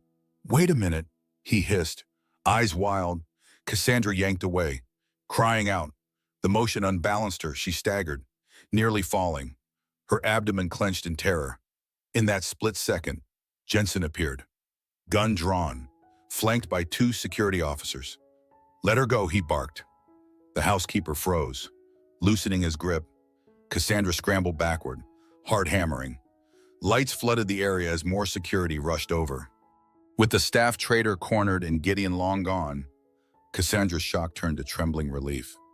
She'd come face to face with the threat and survived, but the scars ran deep. This was the third wave twist, a brush with actual physical harm. She realized that Price would stop at nothing to bring Vaughn down, even if it meant putting her and the baby in danger. And now she had proof: the housekeeper's betrayal, Gideon's presence, all of it. Maybe, finally, they had something to strike back with. Once security subdued the traitorous housekeeper, Cassandra felt her legs give out. Jensen helped her into the estate's foyer, where Vaughn waited, terror etched on his face. She was too shaken to speak immediately. Vaughn pulled her into a protective embrace, and for the first time in weeks, she let herself lean on him. They stood like that for several long moments, hearts pounding in unison. Then Cassandra forced herself to recount what she saw: Gideon's presence, the conspiracy, the USB exchange. Vaughn's expression darkened with each sentence. "Price is crossing every line," he growled. "He's weaponizing my staff, bribing them to provide inside information. And he laid hands on you." His fury radiated in the tightness of his fists. Cassandra squeezed her eyes shut, exhaustion weighing her down. "I'm so tired." "Vaughn," she whispered, "I can't keep living in this war zone," pregnant and terrified. He guided her toward a nearby couch, crouching beside her. "You won't have to. We'll fortify security, launch legal action, do everything necessary." But her gaze found his, sorrowful. "That won't fix what's already broken between us. Vaughn, I still don't know if I can trust you. Even if Price is the bigger villain, you've lied and hidden things from me for so long." His jaw clenched, shame flickering in his eyes. "I'm sorry. I wish I could take it all back." They both fell silent, weighed down by the wreckage of their marriage. Cassandra felt tears rising, but her throat tightened. So much had happened: accusations of affair, financial secrecy, false rumors about her mental health. Even though Vaughn was now more supportive, the damage was real. Across the room, Jensen quietly finished briefing the security team on the housekeeper's capture. The estate staff hovered in shock, whispering about the betrayal. Elise stood nearby, face pale. Cassandra beckoned her over, wanting comfort from at least one friendly face. Elise hesitated. "I'm so sorry, Mrs. Harrington," she offered softly. "I had no idea he was working with Price." "If I'd known," Cassandra managed a small nod. "Thank you for not losing faith in me." Elise squeezed her hand in solidarity. A wave of grief washed over Cassandra. She realized she wasn't just mourning the deception or even the near physical assault. She was mourning the innocence of her once hopeful marriage. She'd believed in Vaughn as a partner, a protector. Now they were locked in a battle for survival that overshadowed any true intimacy. Through watery eyes, she saw Vaughn stand, phone in hand. He was already making calls, possibly to Felicity or the district attorney. Even in this moment, he was the consummate businessman planning the counterattack. She wondered if there was room in his life for genuine love, or if, like his father, he was doomed to let ambition devour him. Pressing a hand over her belly, Cassandra felt the baby's faint stirring, a reminder of why she couldn't just walk away easily. Yet that same feeling underscored how vulnerable she was. She needed Vaughn's resources, but did she still need him, or was she merely caught in his gravitational pull? No immediate answers came, only the awareness that something deep within her had broken. The question remained: could it ever be repaired? An hour later, after she'd changed into more comfortable clothes and taken a moment to breathe, Cassandra found Vaughn pacing his study with Felicity Storm on speaker. The standoff with Gideon Price had reached critical mass, and from the angry tone of their conversation, she could tell they were desperate for leverage. Then Vaughn glanced up, spotting Cassandra in the doorway. He pointed to his laptop screen. Cassandra, come here. You need to see this. She approached cautiously. Felicity's voice crackled over the line. We managed to crack the housekeeper's phone, she explained. He'd been sending Price audio recordings and screenshots from inside the estate. But the biggest find is a video. It's a conversation between Gideon and Simone Davenport, the environmental inspector. Cassandra's heart skipped. Simone Davenport, the mysterious woman in the photo. She leaned closer as Vaughn played the clip. Grainy footage showed Gideon, face partially obscured, instructing Simone to fabricate compliance concerns about Aurora in exchange for a favorable kickback. They also discussed the Harrington wife, Gideon pressing Simone to supply any rumor that could fuel the affair narrative. Her stomach twisted with disgust, yet hope ignited. So, Simone was never romantically involved with Vaughn. She was working with Price the whole time. Felicity chimed in. Exactly, This is a smoking gun. It proves Gideon orchestrated the phony affair scandal and the environmental allegations. We can release it publicly. Vaughn smacked the desk with triumph. This is the proof we needed. It invalidates Price's entire campaign. As long as we package it correctly. For a moment, Cassandra felt vindicated on Vaughn's behalf. All the accusations, the humiliating tabloid stories, she had been dragged through the mud too. This video could restore her reputation, show the world Price's manipulations. But her mind circled back to all Vaughn's secrets. This evidence cleared him of an affair, but didn't erase his secrecy about Project Aurora or his willingness to use unethical tactics. Still, a win against Gideon might be the first real step toward healing. Felicity, Cassandra said into the call, I want to be involved in drafting the statement we'll release. This battle has dragged my name through every headline. I won't stay silent. Understood, Felicity replied. But let's be cautious. If we go public too aggressively, Price could retaliate further. He has resources. Cassandra squared her shoulders. He's already tried everything: physical intimidation, bribery, slander. Enough is enough. Vaughn gave her a firm nod, a hint of admiration flickering. We'll time it carefully, but Cassie, this could be our turning point. She studied him, feeling a confusing mix of pride and lingering resentment. If only Vaughn had been forthright from the start.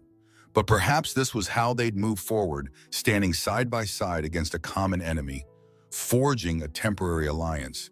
If not fully mending their relationship, she placed a hand protectively on her belly. Let's do it.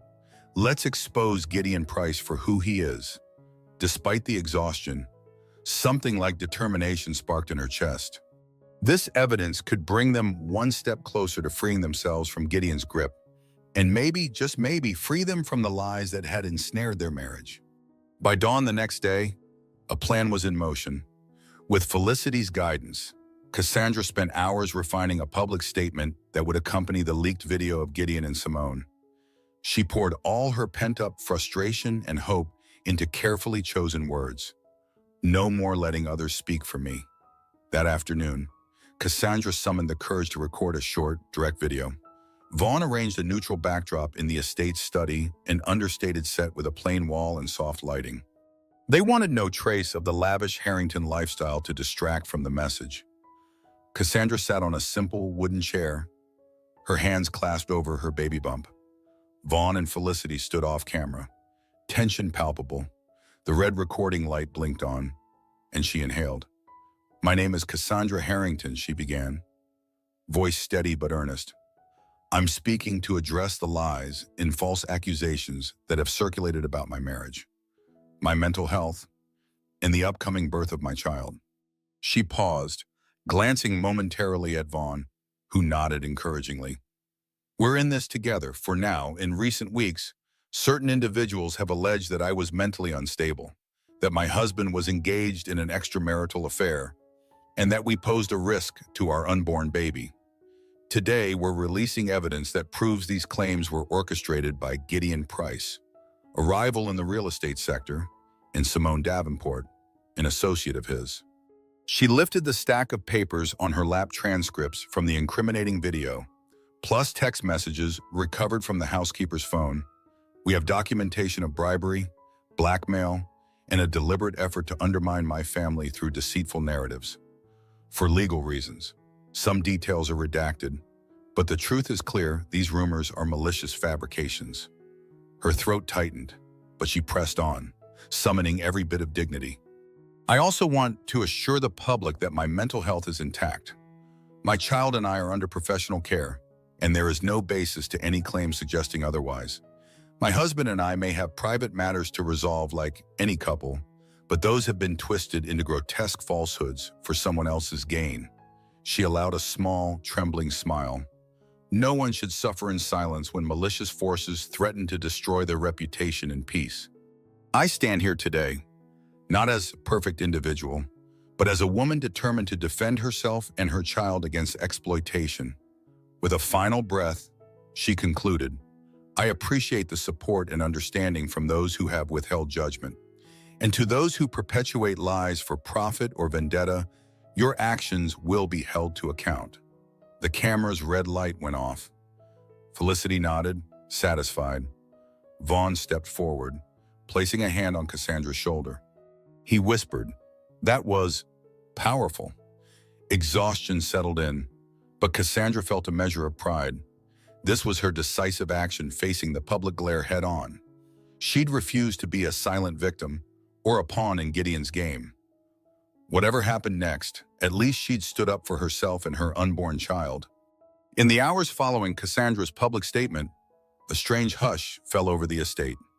The usual barrage of phone calls and frantic messages slowed to a trickle, as though the outside world paused to process the bombshell evidence.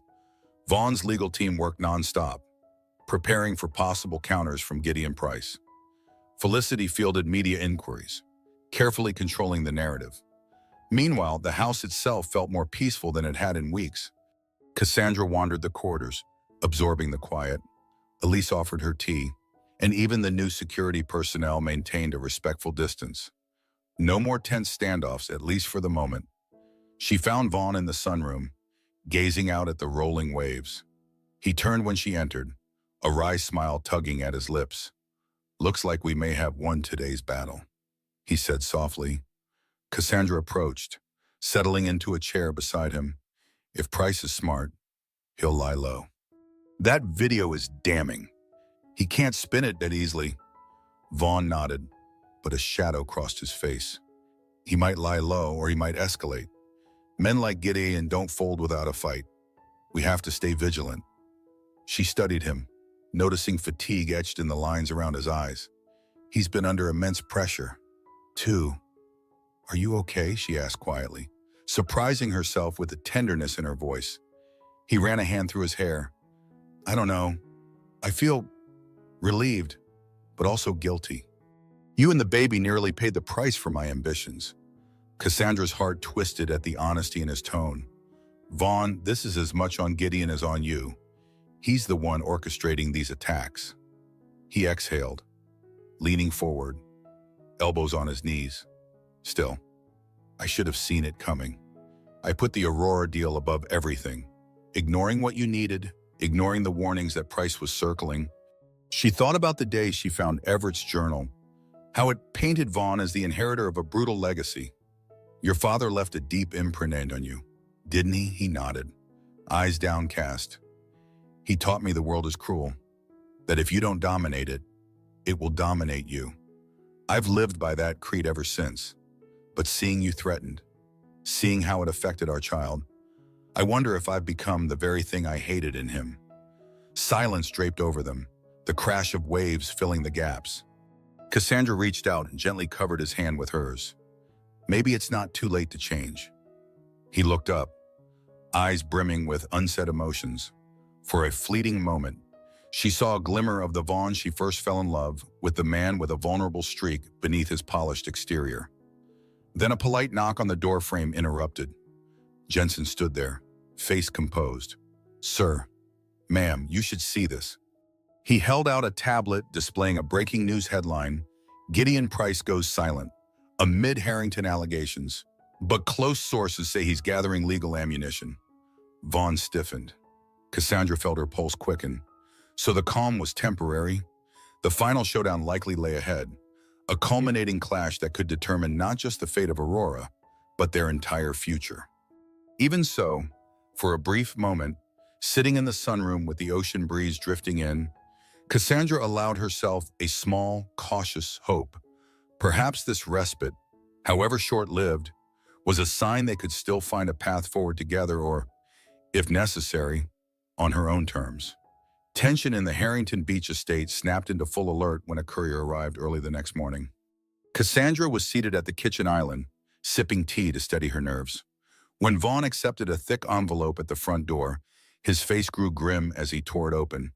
"It's a summons," he informed her. Voice tight. "Price is filing additional claims in court, accusing me of large-scale fraud tied to Aurora. And he's naming you as a key witness, implying you knew about shady deals." Cassandra's tea sloshed onto the marble countertop, her pulse kicking up. "That's ridiculous. He's just doubling down to undermine our evidence." "Yes, but he's skilled at twisting narratives." Vaughn exhaled slowly. "The hearing is set for next week. If Price can sway the judge, it could freeze all Harrington assets and possibly force an external audit." Her thoughts immediately raced to the baby, to the security of their lives. "If your assets are frozen, how do we maintain everything?" She hesitated, remembering her vow not to rely blindly on Vaughn's wealth. Yet the reality was sobering. She was months from giving birth, and any financial upheaval could shake their stability further. Vaughn placed a hand on her shoulder. "We have the recordings of Gideon and Simone. We'll present them as evidence. Felicity is confident that will dismantle his claims." Cassandra's gaze drifted to the sprawling ocean visible through the windows. "Confident," she repeated inwardly. How many times had they been confident, only to face another twist? Jensen cleared his throat from across the room, where he'd been scanning the security logs.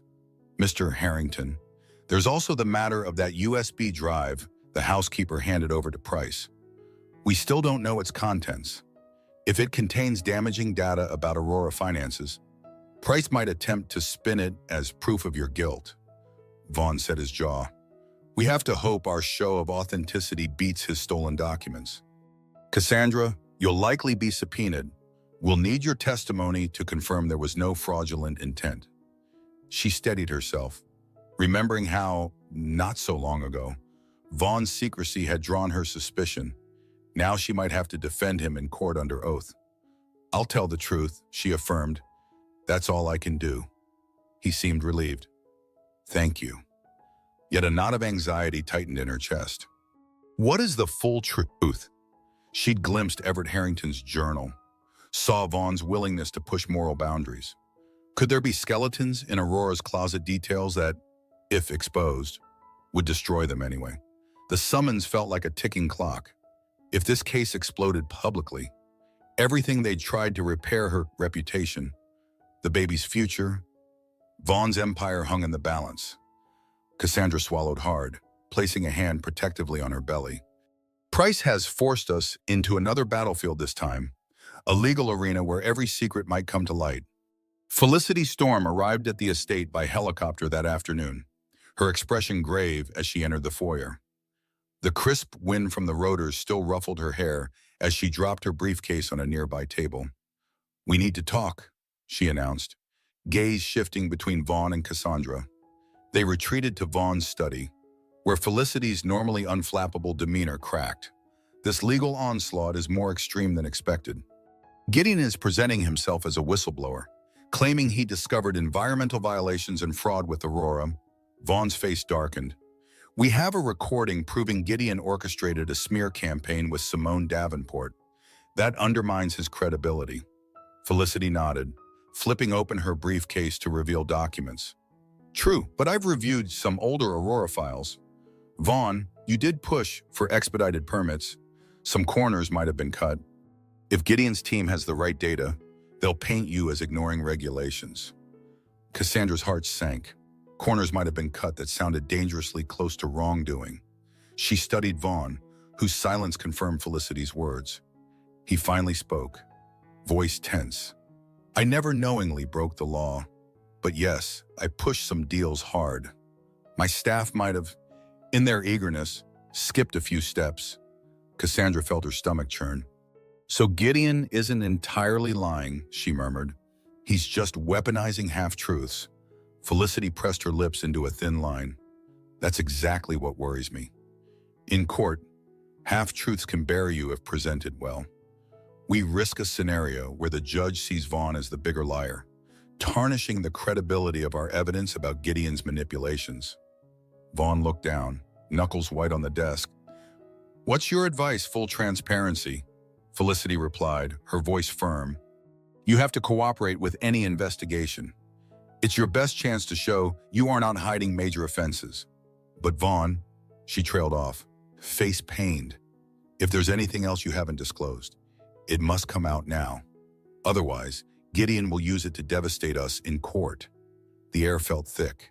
Cassandra realized Felicity was giving Vaughn one last chance to come clean about any further skeletons.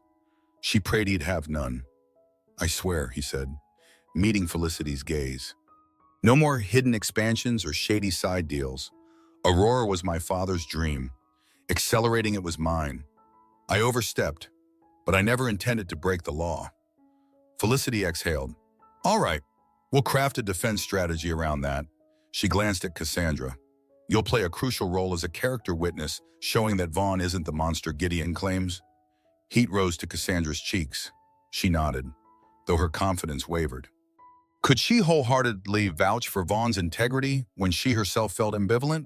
Yet if Gideon won, he'd destroy them both and her child would grow up in the aftermath of Vaughn's ruined legacy. As Felicity gathered her files, Cassandra mustered the courage to speak. Let's do this, she said quietly. But, Vaughn, please, no more half-truths. If I'm standing by you, I need the whole story. Always. He squeezed her hand, eyes filled with guilt and determination. Understood. I won't fail you again. Felicity's gaze softened slightly at this exchange, as though seeing a fragile unity form. But unity alone wouldn't guarantee victory. Cassandra realized they'd need a flawless defense and luck to defeat Gideon Price in court.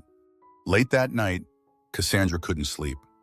She slipped out of bed, careful not to disturb Vaughn, and crept down to the estate's library. A single lamp illuminated the shelves of old books, casting warm light onto the polished floor.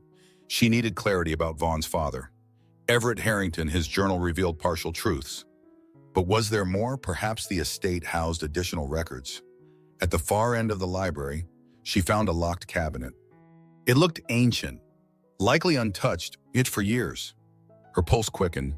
Could more secrets be hidden here? She tried the cabinet door. It was unlocked. Inside sat thick binders, dusty ledgers, and a small metal box. She carefully lifted the box and pried it open. Inside lay a set of letters tied with a faded ribbon, each addressed to Vaughn's mother, Helena. With trembling fingers, Cassandra unfolded the top letter. Everett's handwriting filled the page, Helena. The burden of these debts grows heavier each day. I'm pushing the boundaries on these new developments near the Hamptons. If we fail, our fortune evaporates. Vaughn can never know how close we are to ruin or how I arrange certain bribes to pass inspections. I hate myself for it, but there's no other way. Her breath caught in her throat. Bribes elicit deals. So this was how Everett built the Harrington empire through underhanded tactics. Another letter confirmed it. The yacht sale is the last gamble. If that fails, the illusions of our wealth may crumble. Vaughn must believe in the legend of his father, not the failure I've become. I'd do it all for him. Cassandra's hand shook. Everett was more desperate and manipulative than Vaughn had ever admitted. If Vaughn idolized his father, he'd inherited a legacy built on lies. No wonder he was so driven to expand Aurora. He saw it as redeeming his father's unfulfilled ambitions. She read further. One line in the final letter made her heart lurch. Should anything happen to me, fear not for Vaughn's future. I've taken out an undisclosed account, hidden from the board, hidden from the world. It will protect him from ruin. An undisclosed account. Cassandra's mind spun. If Gideon discovered such an account, he might use it to prove financial misdeeds. Or maybe Vaughn didn't even know it existed. Could it be a secret war chest that might save them from Price's legal onslaught? She carefully returned the letters, pulse hammering. This changed everything. Vaughn's father wasn't just an overreaching businessman. He was a man so consumed by pride that he set up hush money accounts. How far had Vaughn gone to emulate him? Footsteps in the corridor made her jump. Vaughn appeared at the library entrance, hair tousled, eyes heavy with concern. "Cassie," he whispered. "What are you doing up?" She clutched the letters. For a moment, she hesitated. Should she confront him? Then she stepped forward, holding them out. "Your father left more than a journal. He hid letters about bribes, secret accounts. Vaughn, we need to talk." His face paled. Realizing they were peeling back the final layer of Everett's legacy, Cassandra's voice trembled with urgency. "This might be our downfall or our salvation. Either way, we can't keep it hidden. Not anymore." Vaughn swallowed, eyes flicking from the letters to her. "Then let's face it." Together, in that moment, she saw genuine resolve in him and maybe, for the first time, a readiness to confront his father's dark shadow head-on. By sunrise, Vaughn and Cassandra had pored over the letters. Vaughn was visibly shaken. Learning Everett's empire was built on off-the-books funds rattled him more than Cassandra had ever seen. "All my life," he muttered. "I thought we were a dynasty of brilliance, not corruption." They decided to share these findings with Felicity over breakfast in the sunlit patio. Felicity listened with growing alarm. "If Gideon gets wind of a hidden account, he'll argue it proves you inherited a tradition of illegal bribes. We must keep this under wraps for now." Cassandra set her teacup down hard. "But it's evidence of wrongdoing." "Felicity, are we just as bad if we hide it?" Felicity looked torn. "I'm trying to protect you both from being crucified in court. If the letters become public, Gideon will spin them as proof you continued your father's dirty practices. Even if that's untrue, public perception is easily swayed." Vaughn inhaled shakily. "Then what do we do?" "Sit on it, hoping Gideon never finds out." Before anyone could answer, Vaughn's phone chimed, a message from an unknown number. He opened it, face darkening as he read, "I know about Everett's stash. I have the logins. Meet me or watch the empire fall. Go." Cassandra's heart pounded. Gideon Price had discovered the secret account. Felicity's expression was grim. "He's holding it over you." Vaughn threatening a scandal that might bury the Harrington name forever. Vaughn's hands shook around the phone. "He wants me to meet him. Probably to broker some deal, surrender Aurora, and who knows what else." Cassandra's stomach churned at the thought of Vaughn capitulating to Gideon's demands. "If you give in, he'll own you. He'll ask for more and more until there's nothing left." Felicity's eyes darted between them. "We have to tread carefully. If Gideon truly has access to that account, he can leak records of any questionable transactions. Even if they date back to Everett, Vaughn is now the estate heir, so it implicates him." Jensen Cordero appeared at the patio door, clearly having overheard. "With all due respect, if you plan to meet Gideon, we should coordinate security. It's risky. He's proven willing to resort to violence." Vaughn nodded numbly, the weight of the decision pressing on him. "I refuse to let him blackmail us into giving up the business. But if I call his bluff and he releases the account data, we lose everything anyway." Cassandra reached for Vaughn's hand. "We need a plan that counters Gideon's leverage. Maybe there's a way to show that the account was solely Everett's doing, separate from you. We highlight that we discovered it ourselves and are willing to address any legalities openly." Felicity tapped her pen against the table. "That could work, turning the revelation into an act of transparency, but it's a huge gamble." Vaughn closed his eyes, steeling himself. "I built this empire in my father's name, but I won't be trapped by his sins. Gideon wants me to meet him. Fine.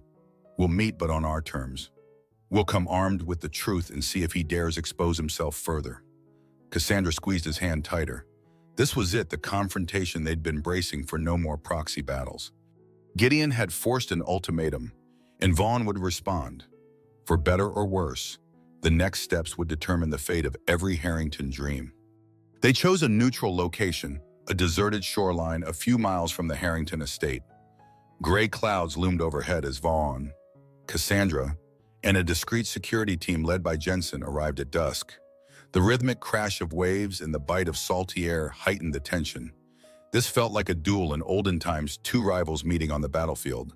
From the distance, they spotted Gideon Price's sleek black SUV rolling onto the sand, accompanied by two guards of his own. He stepped out with a smug air, dark hair ruffled by the wind. Cassandra had only glimpsed him briefly before, but now she saw the arrogance that fueled his every move. Vaughn squared his shoulders, signaling Jensen to hang back. Cassandra stood at his side, determined to show unity. As Gideon approached, a smirk tugged at his lips. "Harrington," he greeted, voice dripping with false cordiality. "Long time no see." Cut to the chase. "Gideon," Vaughn growled. "I'm here because you threatened to leak my father's secret account records." Gideon raised an eyebrow. "That's right, and I will unless you do exactly what I want. Shut down Aurora, relinquish your stake in a few key real estate ventures to me, and publicly retract your accusations against me." Cassandra's blood boiled. He was basically demanding Vaughn's empire on a silver platter. "You're not even pretending it's about environmental concerns anymore," she said icily. "This is about crushing Vaughn to grow your own empire." Gideon's lips curled in a sneer. "Let's not feign righteousness. The Harrington fortune was built on corruption. I'm simply expediting its downfall." Lightning flashed in the distance, thunder rumbling across the water. Vaughn took a step closer, forcing Gideon to hold his gaze. "You can leak whatever you have. I'll stand by the truth my father acted without my knowledge. I will not surrender to blackmail." For a moment, surprise flickered in Gideon's eyes. Then he laughed, a harsh sound swallowed by the wind. "You think the court or the public will care about who set up the account originally? The Harrington name is enough to condemn you." Cassandra steadied her trembling hands. "We're prepared to face any inquiry. Meanwhile, you'll face charges for bribery, conspiracy, and blackmail. That incriminating video of you with Simone is public knowledge now. You can't wriggle out so easily." Gideon's face darkened. The facade of control cracked. "You dare threaten me? You have no idea how many people I've paid off. The courts, the officials, everyone's up for sale." A gust of wind howled, buffeting them. Vaughn's jaw clenched. "We'll let the legal system decide. But I'll die before signing away my birthright to a snake like you." They glared at each other, tension sizzling in the charged air. Cassandra's pulse pounded, aware that at any moment, violence could erupt. She spotted Jensen's team inching closer, hands near concealed weapons. Gideon's guards tensed, too. Finally, Gideon took a step back, composing himself. "So be it. Your pride just signed your downfall. Harrington, behavioral, expect those account records to hit every major outlet by morning." He turned on his heel, motioning for his guards to follow. Moments later, the SUV peeled away into the night. In the sudden stillness, Vaughn exhaled, shoulders sagging. Cassandra gripped his arm, a swirl of dread in her stomach. They'd stood their ground, but the real storm was about to strike. True to Gideon's threat, the morning brought a media firestorm. Cassandra woke to relentless buzzing on her phone. She scrolled through headlines with a sinking heart. Explosive Harrington revelations, offshore bribes, dating back decades, new leak links, Vaughn Harrington to father's corrupt empire, Gideon Price. "I had a duty to expose this for the public good." Cassandra's insides twisted. Even though she knew Everett was the one behind most of these misdeeds, the articles framed Vaughn as a direct participant. Photos of old documents, bank logs, and suspicious wire transfers dominated the news cycle. Vaughn paced the living room, hands tugging his hair in frustration. Felicity, on speakerphone, rattled off damage control measures. "We need an emergency press conference. Show remorse for your father's actions. Vow full cooperation, but keep denying any personal involvement." Cassandra hovered at the edge of the room, watching as her husband teetered on the brink. She could almost see the weight of his father's sins bearing down on him, the illusions of Harrington prestige collapsing under public scrutiny. Eventually, Vaughn slumped onto the sofa. "This is worse than I imagined," he muttered, voice hollow. "Investors are pulling out. The board's calling emergency meetings. Our share price is in free fall. Prices dismantling us brick by brick. Jensen approached with the phone in hand. Sir, we have staff resignations pouring in. Some fear the legal backlash. Others might be bribed by Gideon to jump ship. Morale is in the gutter. Cassandra felt her heart ache. She recalled how lavish and confident everything seemed just weeks ago, how she once admired Vaughn's unstoppable ambition. Now, it was as if the Harrington empire was built on quicksand. Gathering her courage, she knelt beside Vaughn, placing a hand on his shoulder. Don't lose yourself to despair. We can still fight back honestly. Let the courts see your willingness to rectify any inherited wrongdoing. You can chart a new path. He lifted bloodshot eyes to hers. How, even if I proclaim innocence, the public sees a Harrington name entangled in secret accounts. They won't forgive easily. Felicity's voice crackled over the speaker, gentle yet insistent. Vaughn, Cassandra's right. You need to own what was done under your father, but also show real change. Sometimes a genuine apology and transparent approach can salvage reputation better than denial. He swallowed hard. Okay, then we go all in. We open the books, invite an official investigation, cooperate fully. A flicker of hope lit Cassandra's chest.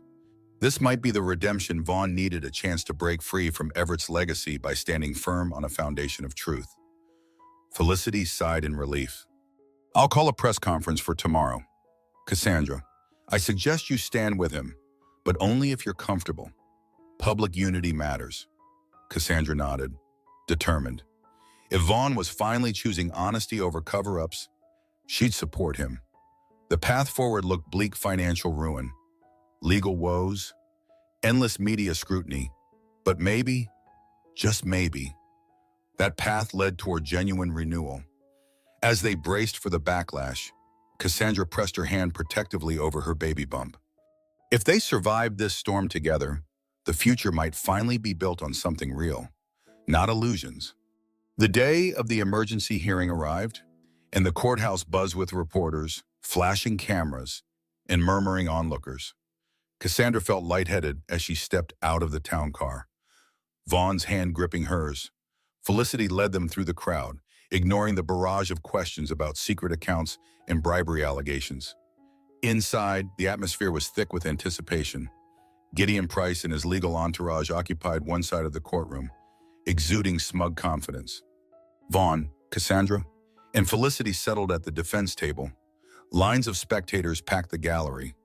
Among them, Cassandra noticed familiar faces from the business world, their expressions inscrutable. The judge, a stern woman with sharp eyes, called the session to order. Gideon's attorney spoke first, painting a dramatic picture of Vaughn continuing his father's illegal activities, using hush-hush funds to grease regulatory wheels for Aurora. They presented documents purporting to trace sums from Everett's account into modern projects.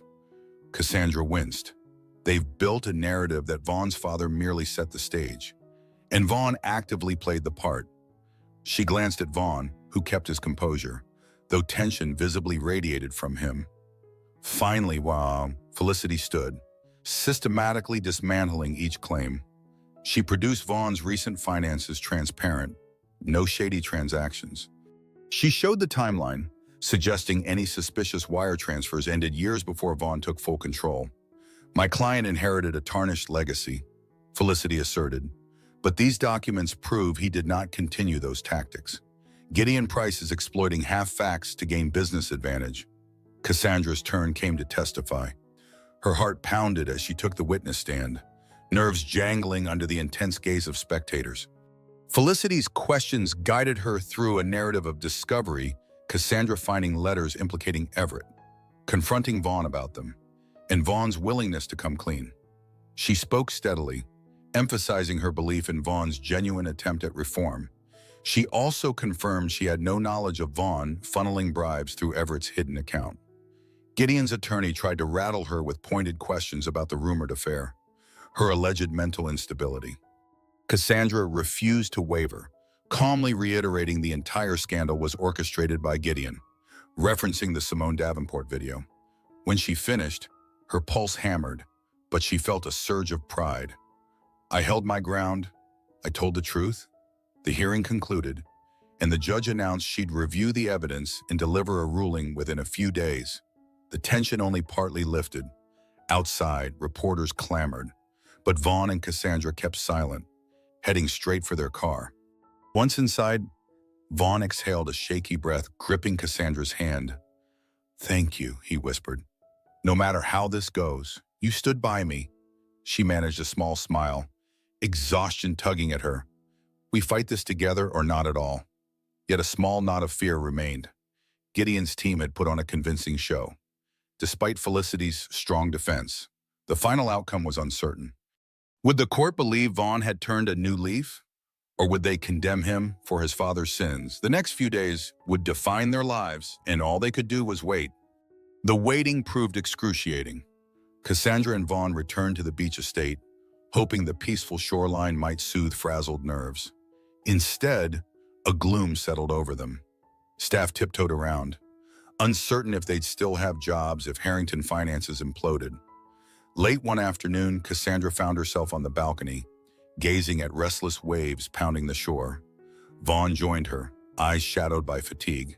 Felicity said the judge might rule tomorrow, he murmured. She nodded, hugging her arms. Time feels frozen. I can't focus on anything else.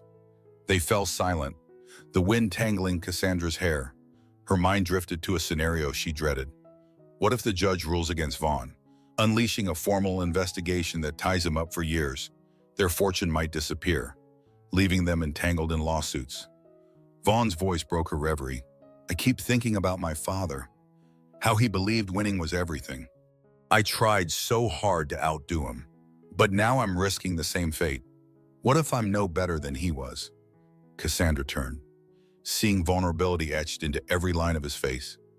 You're acknowledging your mistakes. That already makes you different from him. He stared at her, conflicted emotions swirling. Cassie, sometimes I wonder if we can ever go back to how we were. After everything, maybe the damage is permanent. She swallowed hard. I've asked myself the same question. My trust in you is battered, but not gone. We're fighting side by side, which means there's something left to save. His gaze flicked to her baby bump. I want to be a father worthy of our child's respect. I'm terrified that even if we clear my name legally, I'll fail as a husband and father. A surge of empathy washed over her. He's no longer the cold, distant mogul. She reached out, gently lacing her fingers with his. Fear is normal, Vaughn, but you've shown me you're capable of change. That's what matters. For a moment, they held each other's gaze, the wind buffeting them. Cassandra sensed this was an emotional crossroads. If they let their mutual doubts overshadow everything, they could drift apart for good. But if they clung to the fragile reconnection they'd forged, they might build something new, more honest than before. Finally, Vaughn squeezed her hand and looked away, tears threatening. Thank you, he whispered, for believing in me at all. She leaned her head on his shoulder. They stayed like that, a moment of fragile intimacy, the future uncertain. The ocean raged below, storm clouds gathering on the horizon, as if mirroring their internal turmoil. Behind them, the estate felt eerily silent, burdened by the weight of unresolved tensions. The judge's upcoming ruling could mean vindication or devastation.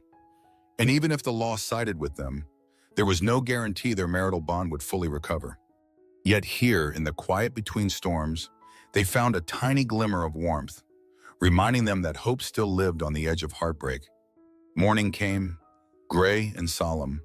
The drive to the courthouse passed in tense silence, with Vaughn staring out the window, Cassandra gripping his hand. Felicity sat in the front, reviewing final notes, her lips pressed into a firm line.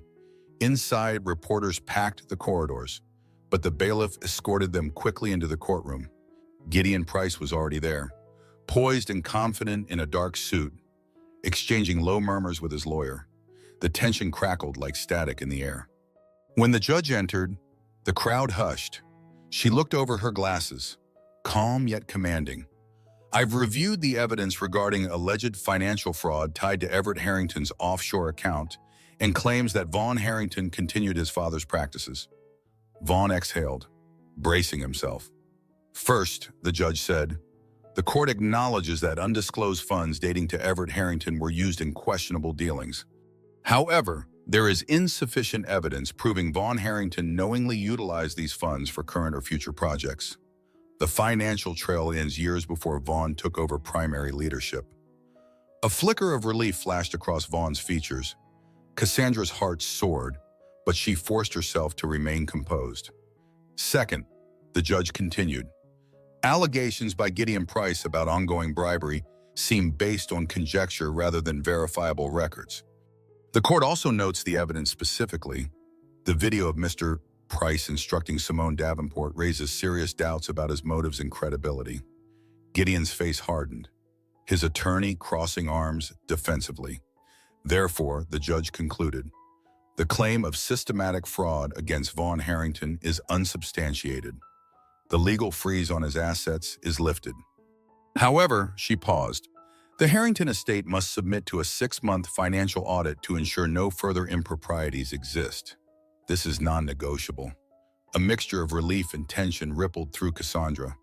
They won the main battle, but the war wasn't entirely over. Vaughn's assets were free, but an audit loomed, meaning 6 months of scrutiny and potential revelations if anything else was out of place. Judge's gavel fell, finalizing the ruling. A wave of noise erupted. Reporters rushed forward, questions flying. Gideon Price stormed out, his expression thunderous. Vaughn turned to Cassandra, eyes glistening with tears of relief. She flung her arms around him, ignoring the cameras. Felicity interjected calmly. We have to be careful with public statements. Let's keep it simple: gratitude to the court, a pledge to cooperate, and a reaffirmation of your innocence. Vaughn nodded, still dazed. They stepped outside, cameras flashing. He cleared his throat, offered a succinct statement about respecting the court's decision and welcoming the audit. Cassandra stood by his side, radiant but exhausted, echoing his words of gratitude. Then they left the courthouse amidst a flurry of reporters, Jensen shielding them to the waiting car. As they drove away, the tension in the car dissolved into cautious relief. Felicity allowed herself a rare smile. You did it, Vaughn. We turned the tide. He let out a shaky laugh, glancing at Cassandra. We did it. I couldn't have stood this trial without you. Cassandra squeezed his hand. The path ahead: 6 months of audits, media scrutiny. Rebuilding trust would be challenging. But for now, they had won the day, and that victory tasted sweeter than she ever could have imagined. The scandal's immediate storm passed, yet the Harrington estate felt different in its wake. Financial auditors arrived within a week, setting up makeshift offices in the once secluded mansion. Cassandra and Vaughn spent hours providing statements, clarifying transactions, and rechecking numbers. Despite the stress, a cautious optimism grew. They were cleaning house, literally and metaphorically. Gideon Price disappeared from the public eye. Rumors swirled that his backers withdrew support, disgusted by his blatant blackmail tactics. Felicity mentioned he might face his own legal repercussions. Cassandra hoped so. He'd nearly ruined their lives. Meanwhile, many staff who fled during the crisis reapplied for positions. But Vaughn chose to hire new people, seeking loyalty and fresh starts. Jensen remained recognized as invaluable, though he decided to scale back once the estate's overhaul was complete. Cassandra appreciated his steady presence but understood his reasons. I prefer smaller, more straightforward assignments, he admitted. Even with these positive changes, the emotional scars lingered. One night, Cassandra stood in the now quiet foyer, gazing at the grand staircase that once seemed so imposing. She remembered the hush of secrets that had pervaded every corridor. Now the estate felt lighter, as if secrets had been exorcised. Vaughn approached from behind, gently slipping an arm around her waist. Penny, for your thoughts, she leaned her head on his shoulder, just reflecting. Our world nearly collapsed, but somehow we're still here. He nodded, his free hand resting on her growing belly. A lot's changed. Cassie, I've changed, and I hope you can see that. She turned, studying him, Gone was the relentless drive in his eyes that once overshadowed all else. Now she saw humility, tinged with hope. "I do see it," she said softly, "but healing won't be instant. We still have to rebuild trust." His gaze turned earnest. "I'm willing to do whatever it takes." She offered a small smile. "Then let's do it step by step. For us and for the baby." They shared a gentle moment, a warmth passing between them that felt more genuine than any grand romantic gesture. The foundation they once stood on had been demolished, but from the rubble, a new bond was forming, raw, honest, and uncertain, yet filled with potential. The next day, Cassandra found Vaughn in his private study, clearing out old files. The father's journal lay on the desk, along with Everett's letters. Vaughn met her eyes, almost. "I'm going to turn over anything relevant to the auditors. I won't hide my father's flaws. I won't hide behind illusions." She felt a surge of pride. He'd built a cage of secrets. "You're free of that now." He nodded, placing the journal in a box labeled for the audit team.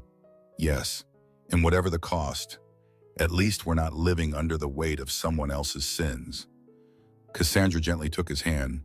They were forging a path forward, uncertain but honest.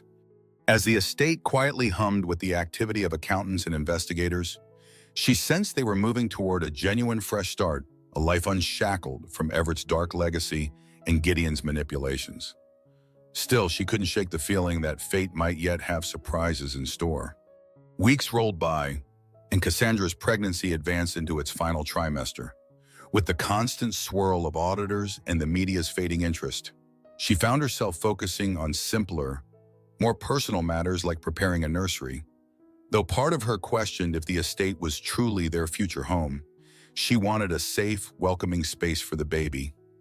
She and Elise spent an afternoon in a bright corner room on the second floor, once unused except for storage. Now, Cassandra envisioned pale yellow walls, a crib near the window overlooking the ocean, and soft drapes to let in the morning light. As she moved boxes and discussed decor ideas, a quiet sense of peace settled over her. Midway through unpacking baby clothes, Cassandra paused, brushing a hand over her bump. Everything had changed so dramatically. Yet in that moment, she felt a surprising surge of gratitude. She'd battled betrayal, media slander, near disaster only to emerge stronger, forging a more authentic connection with Vaughn. Elise approached, holding a plush teddy bear. "I found this in the gift closet. It's adorable, maybe a sign of better times ahead." Cassandra smiled, taking the bear in her hands. "I hope so. This child deserves stability and love, not the chaos we've been living in." Elise nodded sympathetically. "You've shown remarkable strength, Mrs. Harrington." "Not everyone could endure what you did." Cassandra blushed slightly. "I had no choice, really. When everything fell apart, I realized I had to protect the baby and myself." They continued setting up the room, chatting softly about paint colors and baby names. Cassandra felt a calm excitement stirring within her. This tangible act of preparation represented her conviction that life would move forward, that her child's world wouldn't be defined by scandal. Later that evening, Vaughn joined her in the nursery, carefully placing a rocking chair by the window. She watched him test its stability, the corner of his mouth lifting in a faint smile. "I can see you rocking our son or daughter here, reading bedtime stories." The ocean in the background. She leaned against the doorway, a lump of emotion in her throat. "For so long, I pictured a future overshadowed by secrets or an affair. But now, I see a possibility of genuine family moments." He set the chair upright and approached her slowly. "I meant what I said. I'm determined to be better for you, for our child." Her eyes glistened with unshed tears. "I believe you," she said quietly. "I won't pretend the scars are gone, but I do see the man I once loved, perhaps an even better version of him." He wrapped her in a gentle hug, resting a hand on her belly as if feeling the life within. Outside, the ocean roared softly in the twilight. Inside, the nursery offered a promise of new beginnings. For Cassandra, this moment was emotional closure, not an erasure of the past, but an acceptance. a readiness to welcome the future with open arms. As the Harrington audit continued smoothly, public perception began to shift. Financial analysts noted Vaughn's transparency. Media outlets reported Gideon Price's retreat from the spotlight, hinting at pending investigations against him. The tide had turned. Cassandra even received messages of support from acquaintances who once doubted her. They saw her not as a manipulative socialite, but as a resilient woman who stood tall under fire. At Felicity's urging, Vaughn and Cassandra agreed to a short televised segment, an exclusive interview filmed at the estate, showcasing their progress and family focus. It would serve as a final stroke of reassurance to stakeholders that the Harrington brand was stabilizing. The interview took place on a crisp afternoon. Cameras captured the coastline backdrop, the gentle waves, and Vaughn speaking candidly about a legacy tainted by secrets and his commitment to forging an honest new chapter. Cassandra spoke about the baby, the near miscarriage scare, and how it motivated them to unify. The interviewer praised their courage in the estate's transformation. As the cameras shut off, the interviewer smiled. "You two make quite the comeback story. Best wishes for the baby." Cassandra exhaled, feeling a mix of relief and exhaustion. Vaughn slipped an arm around her shoulders. "We did it. We're closing this dark chapter for good." She nodded, letting a soft smile curl her lips. A soft win. At last. They saw the camera crew off, returning to the estate's airy living room. Elise brought them sparkling cider to toast the moment. Laughter mingled with the ocean breeze, a sense of victory lightening everyone's spirits. Then a buzzing phone snapped the mood. Vaughn picked it up, frowning at the unknown number. "Hello," Cassandra watched his expression shift from confusion to shock. "You must be mistaken," he said, voice taut. He listened for a moment. Wait, how is that possible? Where he ended the call, face pale, eyes flicking to Cassandra. Her heart lurched. "What now, Vaughn?" He drew a shaky breath. "That was a private detective. He claims he has evidence that my mother, Helena Harrington, is alive. Living under a different name in Europe. He says she wants to meet me." Cassandra's eyes widened, recalling how Helena vanished when Vaughn was a teenager. "But you said she abandoned you, that she never reached out." He ran a hand over his jaw. "She didn't, or maybe I assumed she didn't. My father told me she left for good, never to be found." A swirl of conflicting emotions crossed his face, hurt, disbelief, cautious hope. Is it possible that Everett kept her away intentionally? Or that she feared for her safety? Cassandra asked gently. Vaughn shrugged, voice strained. "I don't know, but the detective has documents, photos." She reached out after seeing the news coverage on the Harrington scandal. Apparently, she thought now might be the time to reconnect. A hush fell. Cassandra sensed the profound shift, another layer of Harrington's secrets unraveling. Just when they'd begun to settle into calmer waters, a potential revelation from Vaughn's long-lost mother loomed. He met her gaze, eyes a storm of emotion. "It never ends." "Does it?" he said softly. Cassandra slipped her hand into his. "If she's really alive and wants to see you, maybe it's the final piece of closure you need." Yet even as she spoke, she felt an undercurrent of uncertainty. Was this truly closure, or the start of an entirely new upheaval? A week later, the Harrington Beach estate brimmed with anticipation once more. The financial auditors were nearly done, confirming no current wrongdoing in Vaughn's ledgers. Media frenzy had cooled. Inside the estate, a sense of calm prevailed apart from the seismic possibility that Helena Harrington might re-enter Vaughn's life. Cassandra and Vaughn awaited the detective's arrival in the living room, nerves taut. Soft afternoon light streamed through the windows, illuminating the carefully restored space. It no longer felt like a fortress of secrets. When the detective, a gray-haired man named Bancroft, arrived, he set down a slim file on the coffee table. Vaughn's hands trembled slightly as he opened it. Inside were recent photos of a woman who bore a striking resemblance to old pictures of Helena. She appeared older, naturally, but the same regal cheekbones were unmistakable. Bancroft cleared his throat. "Mrs. Helena Harrington, now living under the name Helena Pierce, resides in Montreux, Switzerland. She left abruptly years ago due to, well, she never fully explained. But it appears she felt it was unsafe to remain with your father. She'd been following your news from a distance. Vaughn swallowed hard, scanning each photo. Cassandra placed a reassuring hand on his arm, sensing the swirl of hurt and hope within him. There's a letter, Bancroft added, sliding a sealed envelope toward Vaughn. She asked me to deliver it if you were open to contact. Vaughn hesitated, then gently broke the seal. Cassandra watched emotions flicker across his face as he read. After a long silence, he exhaled shakily.